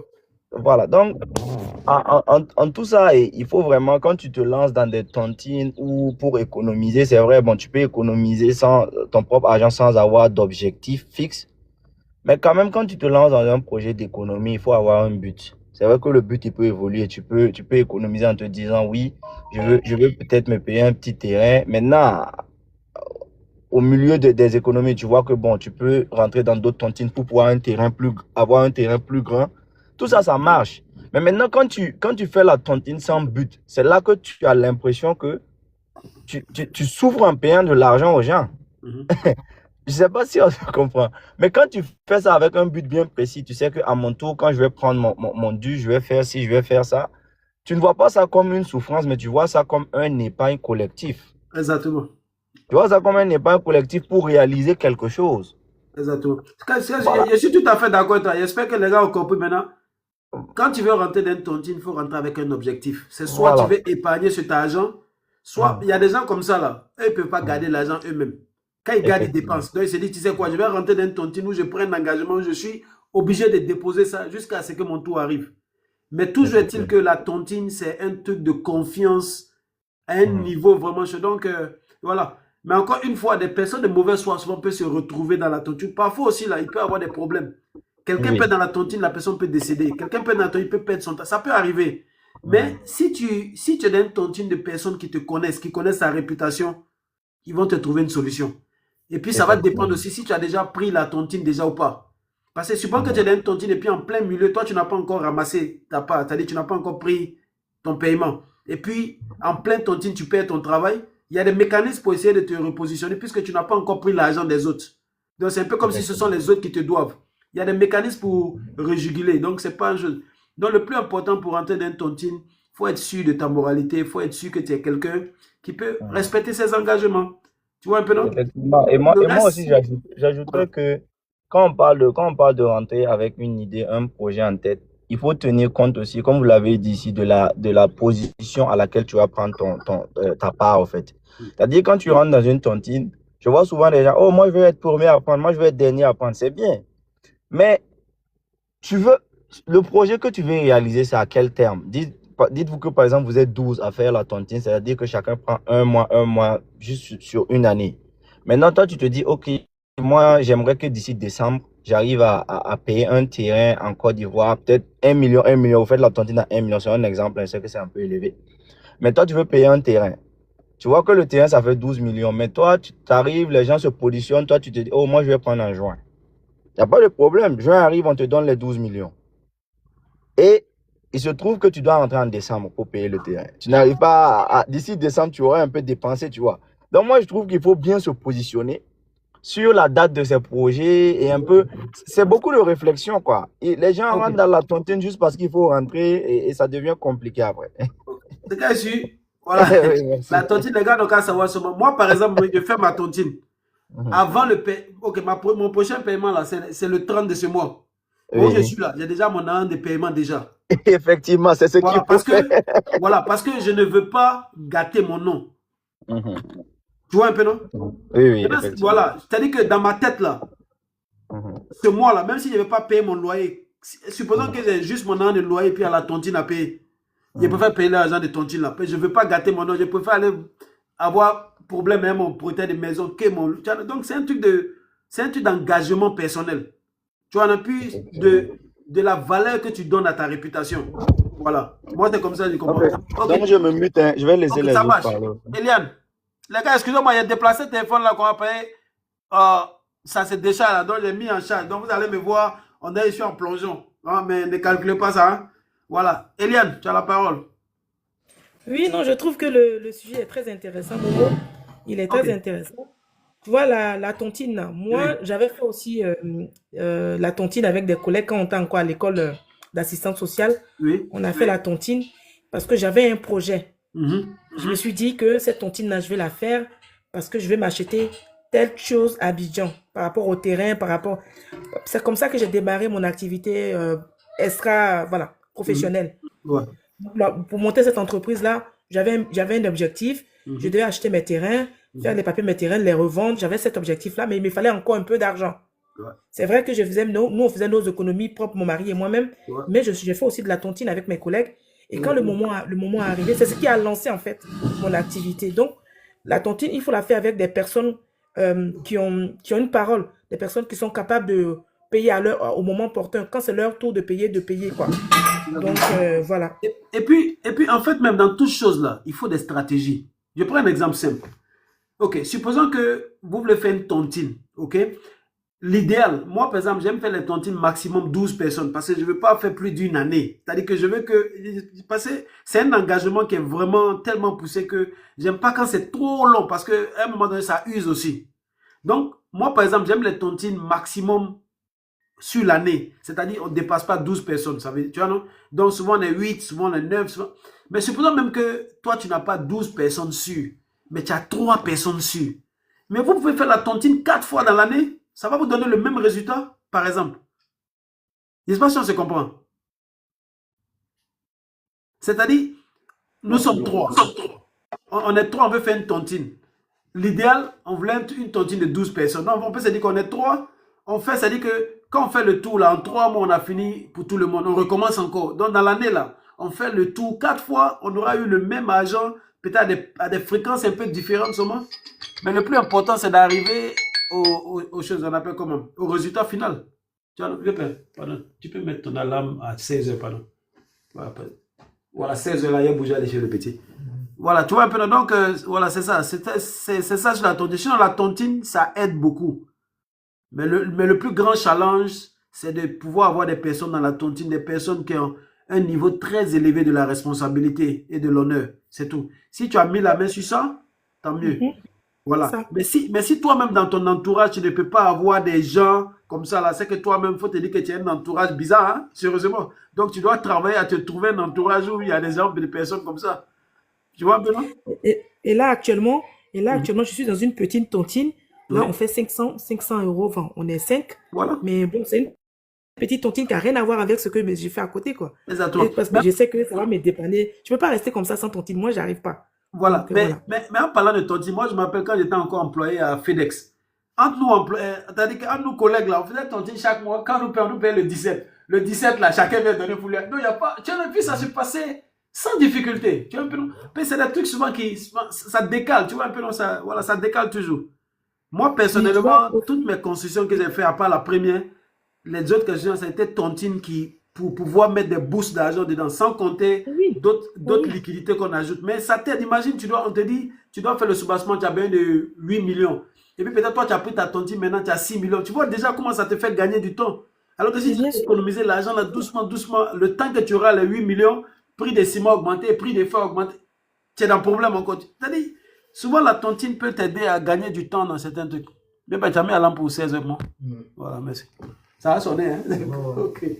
Voilà, donc les gars, est-ce qu'il y a, voilà, il y a Sold Ange. Voilà. Oui, c'est Voilà. Ok, donc e-business, il dit tu vas essayer, il faut bien te poser la question toi-même de façon intrinsèque. Est-ce que si je prends un engagement sur telle période, est-ce que j'ai la possibilité, est-ce que je serai en mesure de payer ça? Voilà. Et puis, voilà. Si tu peux pas, Désolé, si tu peux Solange. pas, Non, moi, au fait, faut pas te choisir. désolé, Ouais. hein, désolé. Non, moi-même à la base, moi, je suis beaucoup liquide. Voilà. Moi, je suis liquide voilà, du fait que presque tous mes clients me donnent leur argent pour faire les paiements et tout. Mhm. Souvent, je me retrouve avec des centaines de millions même que Ouais. je suis liquide au fait. Ok. Donc, voilà. Mais moi, j'ai jamais essayé. Ok. J'étais quand à Djamé, quand on était encore jeune, on était à Djamé, on vendait. C'est entre nous commerçants. Souvent, tu veux prendre tel nombre de cartons. Bon, c'est du shop, du rapide, quoi. Ouais, je vois. Tu En fait, prends, voilà, mais dans mais ton cas, moi, je vais te conseiller, ok? ouais, Si tu veux faire ton team là, faut vraiment savoir pourquoi tu veux faire ça, ok? ouais. Faut pas faire parce que tu as entendu, on a vu sur Internet, on parle de... Non. Faut faire ton team si c'est quelque chose de stratégique pour toi. Si tu penses que en utilisant ce levier là, tu peux gagner du temps dans quelque chose. N'est-ce pas? Ok. Parce que en réalité, c'est juste un truc de levier, c'est tout. Un Ok, pas exemple. de souci. Je sais que chaque mois, je peux économiser 1 million. Mais j'ai un projet actuellement de 12 millions. Bon, je sais que si j'économise là jusqu'à décembre, j'aurai les 12 millions. Mais je sais que 1 million par mois, là, ça, je peux le mettre de côté. Donc déjà, j'ai la première garantie que même si je rentre un tontine de 1 million, je n'aurai pas de problème pour payer. Donc, dans ce moment précis, je me pose la question, comment la tontine peut m'aider? Si je rentre un tontine et que je me mets d'accord avec eux, puis on me dit, écoute, dans le mois de février, on peut te donner toi ta part. Ça veut dire qu'ils m'ont fait gagner 12 mois. Pardon, ils m'ont fait gagner 10 mois. C'est-à-dire que dans le mois de février, j'aurai les 12 millions que j'allais pouvoir avoir en décembre prochain. Donc, je peux récupérer ces 12 millions, avancer dans ce que je veux faire là, et puis me mettre à leur rembourser leur argent tranquillement. Donc, la tontine, en un mot, quand tu prends très tôt, ça devient un crédit pour toi. Quand tu prends à la fin, ça devient une épargne pour toi. Maintenant, c'est à toi de savoir ce que tu as besoin de l'argent là pour ça. Est-ce que tu as besoin de cet argent là comme une épargne, ou est-ce que tu as besoin de cet argent là pour gérer un projet, donc comme un crédit. Et puis, tu décides de choisir. C'est ce que je peux te dire. Ok? Voilà. En fait, C'est Solange parlait. Ok, il y a c'est Sol Ange, voilà. Vas-y, tu as la parole, excuse-moi. Après ok, ça, tu merci prends la parole. beaucoup. Oui. Ok, bon. J'ai vécu une expérience avec la tontine et ça m'a marqué positivement. Ok. Et cette année, on reprend la tontine, mais ma préoccupation, c'est comment, parce que c'était la toute première fois que je fasse la tontine, c'était l'année dernière. Ok. Et quand j'ai reçu les fonds, le problème qui s'est posé à mon niveau, c'était comment le mettre sur mon compte bancaire. Mhm. Parce que j'avais vu avec ma gestionnaire, je pouvais pas mettre la totalité du montant. Et Dieu merci aussi, j'avais des business aussi au pays. J'ai pu investir sur le marché financier tranquillement. Voilà, ça m'a aidé pour investir sur le marché financier. Cette année, je souhaiterais refaire encore, mais mon inquiétude, c'est comment, je sais pas si l'expression elle est bonne, faire la tontine de façon, si je peux dire entre guillemets, vraiment entre guillemets, de façon intelligente. C'est-à-dire, entre nous, on le fait, et lorsqu'on reçoit les fonds, si on peut on peut voir ça comme une organisation, et les fonds là, au lieu de les avoir de façon liquide, en même prompt, les transférer sur notre compte bancaire directement. Je sais pas si d'autres ont déjà fait cette expérience, mais c'est l'idée qui me vient en tête et je me demande comment rendre ça légitime au fait. Voilà. Ok, je pense que j'ai une réponse pour toi. Voilà, j'ai une réponse pour toi. Ce que tu dois comprendre, ok? en termes de flux de transfert d'argent comme ça, là, de nos jours, surtout en Europe, ok, avec les lois sur, en anglais, on appelle ça money laundering, blanchiment, voilà, Exact. blanchiment d'argent, ok, Blanchiment de capitaux. blanchiment de capitaux. Ça fait que c'est ce qui fait qu'on te dit peut-être, si tu peux, ta gestionnaire va te dire, tu peux pas venir déposer l'argent comme ça sans qu'on ne sache d'où ça vient. Oui, l'origine Maintenant, des fonds. la réflexion que tu peux avoir est la suivante. Pour ne pas que ce soit qualifié de blanchiment d'argent, il faudrait qu'on puisse savoir la provenance de l'argent. On est d'accord là-dessus? Puisqu'il y a le prélèvement est fait sur mon compte mensuellement. Donc, Voilà. j'ai le reçu. Voilà, quand je tire au guichet, il y a le reçu qui s'affiche. Voilà. Donc, voici une Ok. preuve pour moi, hein, selon Voilà, moi. il y a une preuve que tu as retiré l'argent au guichet. Il y a une preuve aussi de d'où l'origine de ton argent, mais peut-être c'est ton Oui. salaire que tu as reçu, n'est-ce pas? Voilà, mon vieux. Voilà, si je dois faire un truc et puis je veux tenir compte de ce truc, parce qu'en général, quand on fait la tontine, on a l'argent en liquidité. Et en général, on a un projet en Afrique, on est en train de gérer, on fait partie ça d'une façon chose. Mais Ouais. nous-mêmes, on sait qu'il y a un risque derrière. Parce que si les gars là veulent vraiment te poser question, ça peut créer problème. Dans le sens où parfois, dans la tontine, il y a des gens qui sont dedans, où peut-être la source de leur argent peut être problématique. Ouais. Ça peut arriver. Maintenant, Ouais. si tu veux faire ça de façon où tout le monde va déposer là sur ton compte et puis ça ne va pas créer de problème, c'est-à-dire que la tontine là peut se faire sous une forme comme si c'était un prêt. Supposons qu'on est 10, nous tous on travaille, on s'arrange pour être sûr que chacun de nous a son travail. Il peut prouver qu'il travaille, n'est-ce pas? Oui. Voilà, donc on est 10. Moi je te dis, ah voilà où je travaille, voilà mon bulletin de paye. Voilà, voici d'où l'argent là va venir pour pouvoir faire ma contribution. Nous sommes 10, on fait une tontine. Ce mois, c'est à toi de prendre. Nous pouvons faire la tontine de telle sorte qu'on va dire que c'est un prêt qu'on te donne. Donc nous 10 là, toi je te prête 1000, l'autre même 1000. Si la banque pose question, ce sont des amis à qui j'ai demandé un prêt de 10 000, chacun me donne 1000. Si on les contacte là, ils peuvent montrer d'où cet argent sort. Donc vous allez directement passer ce problème de blanchiment de capitaux parce qu'on sait que votre argent est légitime, ça vient de votre salaire et vous avez prêté ça à telle personne. Et puis ça s'arrête là. Le mois prochain, celui qui doit prendre, on te prête aussi de l'argent. Je ne pense pas qu'il y ait une loi dans nos pays là qui dise que tu ne peux pas prêter de l'argent à un ami. Je ne pense pas. À moins que dans le pays où tu es, il y a un truc. Je sais pas, tu vois un peu. Donc, Bon, c'est la la façon France. légale de peut-être faire ça, ça peut être dans ce registre-là. Tu vois un peu, non? Mais je suis convaincu que si chacun de vous, votre argent vient d'une source légale, une source connue, Oui. c'est facile à expliquer. Même si peut-être on va faire un blocus sur l'argent et puis on va vous demander d'expliquer, on va te dire, écoute, tu as reçu 10 000 sur ton compte de 10 personnes. Chacun d'eux n'a qu'à prouver d'où son argent. Chacun va amener son, voilà, ça vient de mon compte bancaire, de mon salaire. Il t'amène chose. Et puis, le truc est réglé, mais peut-être que ça pourrait avoir un petit retard, c'est tout. Mais devant la loi, vous n'avez pas fait quelque chose d'illégal. Tu vois un peu, non? Parce que c'est pas que parmi vous, il y a un qui vend drogue ou bien il y a un qui voilà, tu vois, non? Il peut démontrer d'où son argent vient. Non, c'est pas un blanchiment de capital. Donc, si ça doit se faire dans ce cadre-là, c'est en réfléchissant sur ces gens de base-là. Donc, te rassurer que ceux qui sont dedans ont une activité légale, légitime, et on voit d'où l'argent vient, où sont en train de partir. Quand c'est comme ça, je ne pense pas que cette loi de blanchiment d'argent va vous toucher. Mais si parmi vous, un ne peut pas expliquer d'où son argent vient, ça peut devenir un blanchiment de capitaux, même si c'est 500 euros, même si c'est 200 euros. Je ne sais pas si on se comprend. Oui. Voilà. Ok. Eliane, il y a Eliane qui voulait réagir là-dessus. Eliane, vas-y, réagis. Les gars, dans 8 minutes, je vais bouger. Hein, donc, je dois aller chercher mon fils. Je saute sur son ami. Ouais, Voilà. Eliane. Ce que je voulais dire, c'est que la tontine, là, c'est quelque chose qui est très, très surveillé par les gestionnaires de comptes et même la police économique. Mhm. Elle dit que la tontine, quand on la fait, ça doit être une fois dans l'année et puis ça continue. Moi, aujourd'hui, j'ai reçu de l'argent, comme tu as dit, Momo, que ces personnes, la source de revenus soit justifiée et qu'on explique que bon, c'est peut-être un don qu'on fait à la personne ou un crédit. Ok, Exactement. on fait le crédit ce mois et le mois d'après. Et dans 6 mois, ça sera encore un crédit. C'est très, très surveillé. Il peut y avoir une autre stratégie pour pouvoir C'est-à-dire, partir son argent, mais c'est très voilà, même, surveillé. même si c'est surveillé, la loi, c'est la loi. C'est-à-dire, si moi, je vais décider de prêter l'argent à un ami chaque mois, tu ne peux pas m'empêcher si c'est mon argent. Tu vois un peu, non? Donc, techniquement, peut-être ils peuvent se dire, bon, écoute, tu donnes trop de crédit, nous, on veut, voilà. Ils peuvent aussi, ça, c'est aussi leur droit. Mais, techniquement, tu vois un peu, non?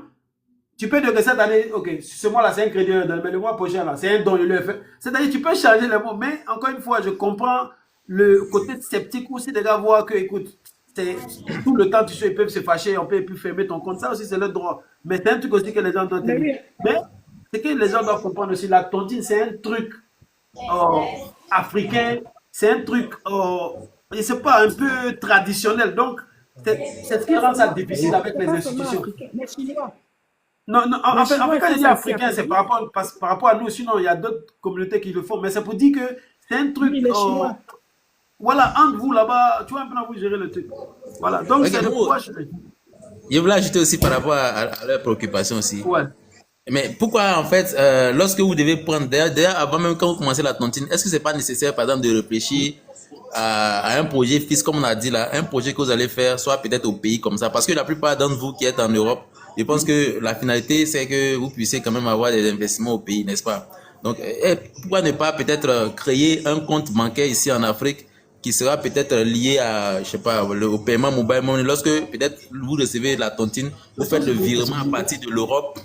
Comme ça, l'argent va directement se verser sur votre compte en Afrique. Comme ça, Voilà. il n'y a pas de problème de Voilà. justification à donner, quoi.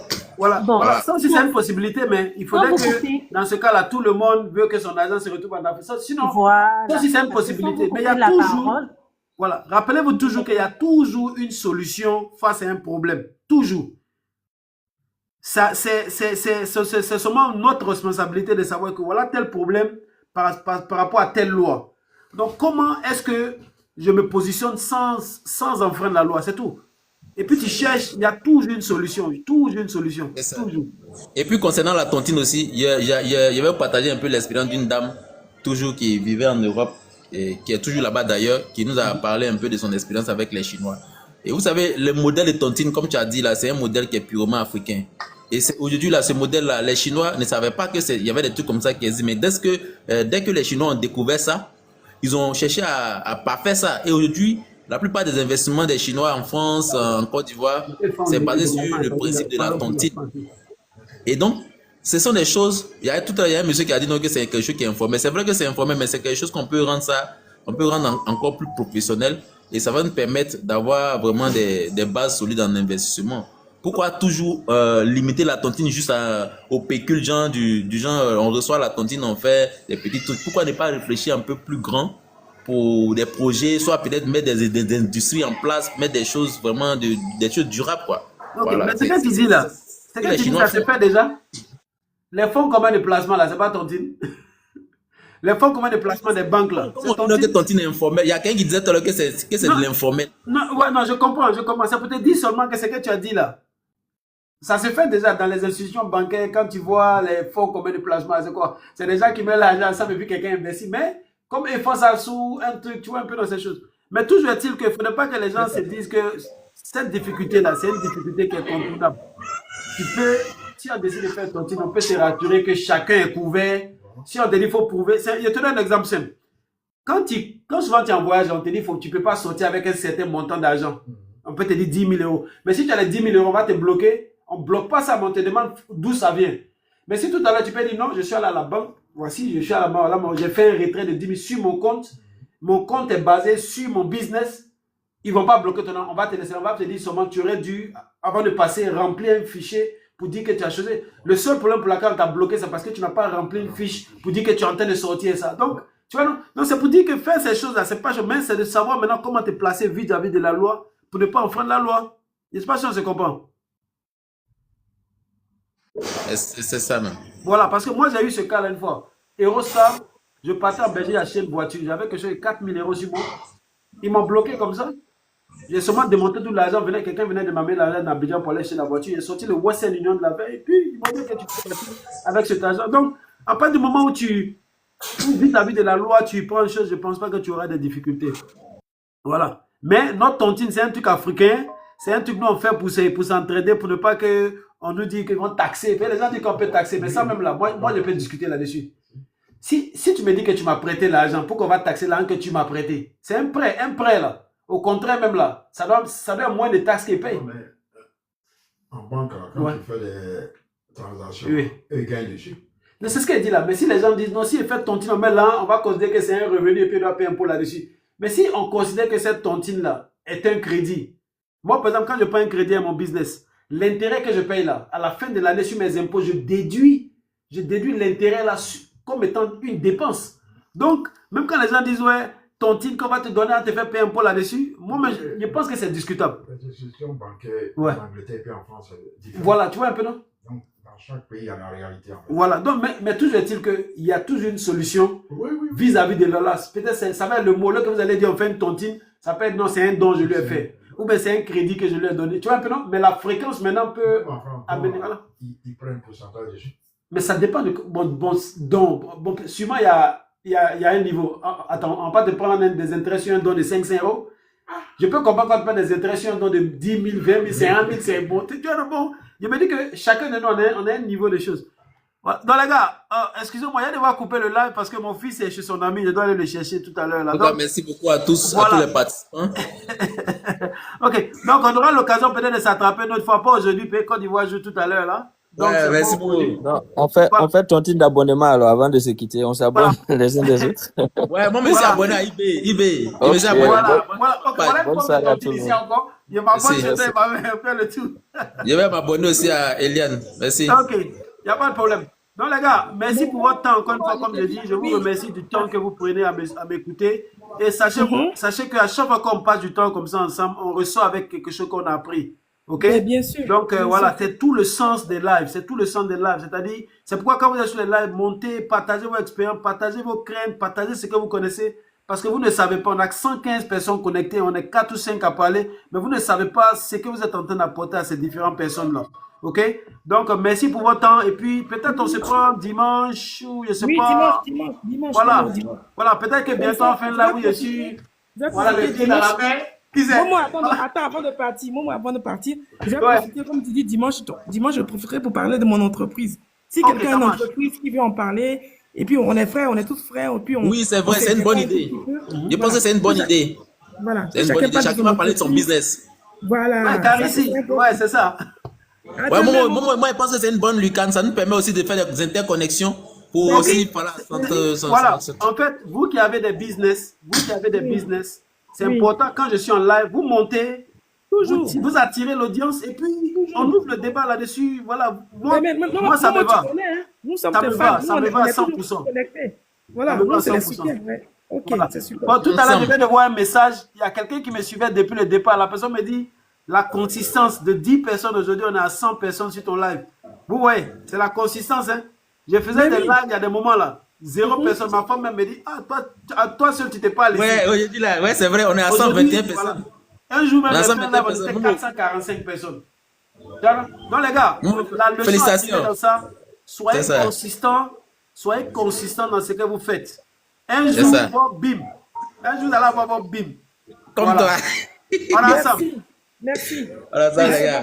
Merci. Maintenant sur Facebook, Zizouta, je vais t'écrire tout à l'heure. Hein. J'ai vu ton message, je t'écris tout à l'heure. On se tient. Bye bye.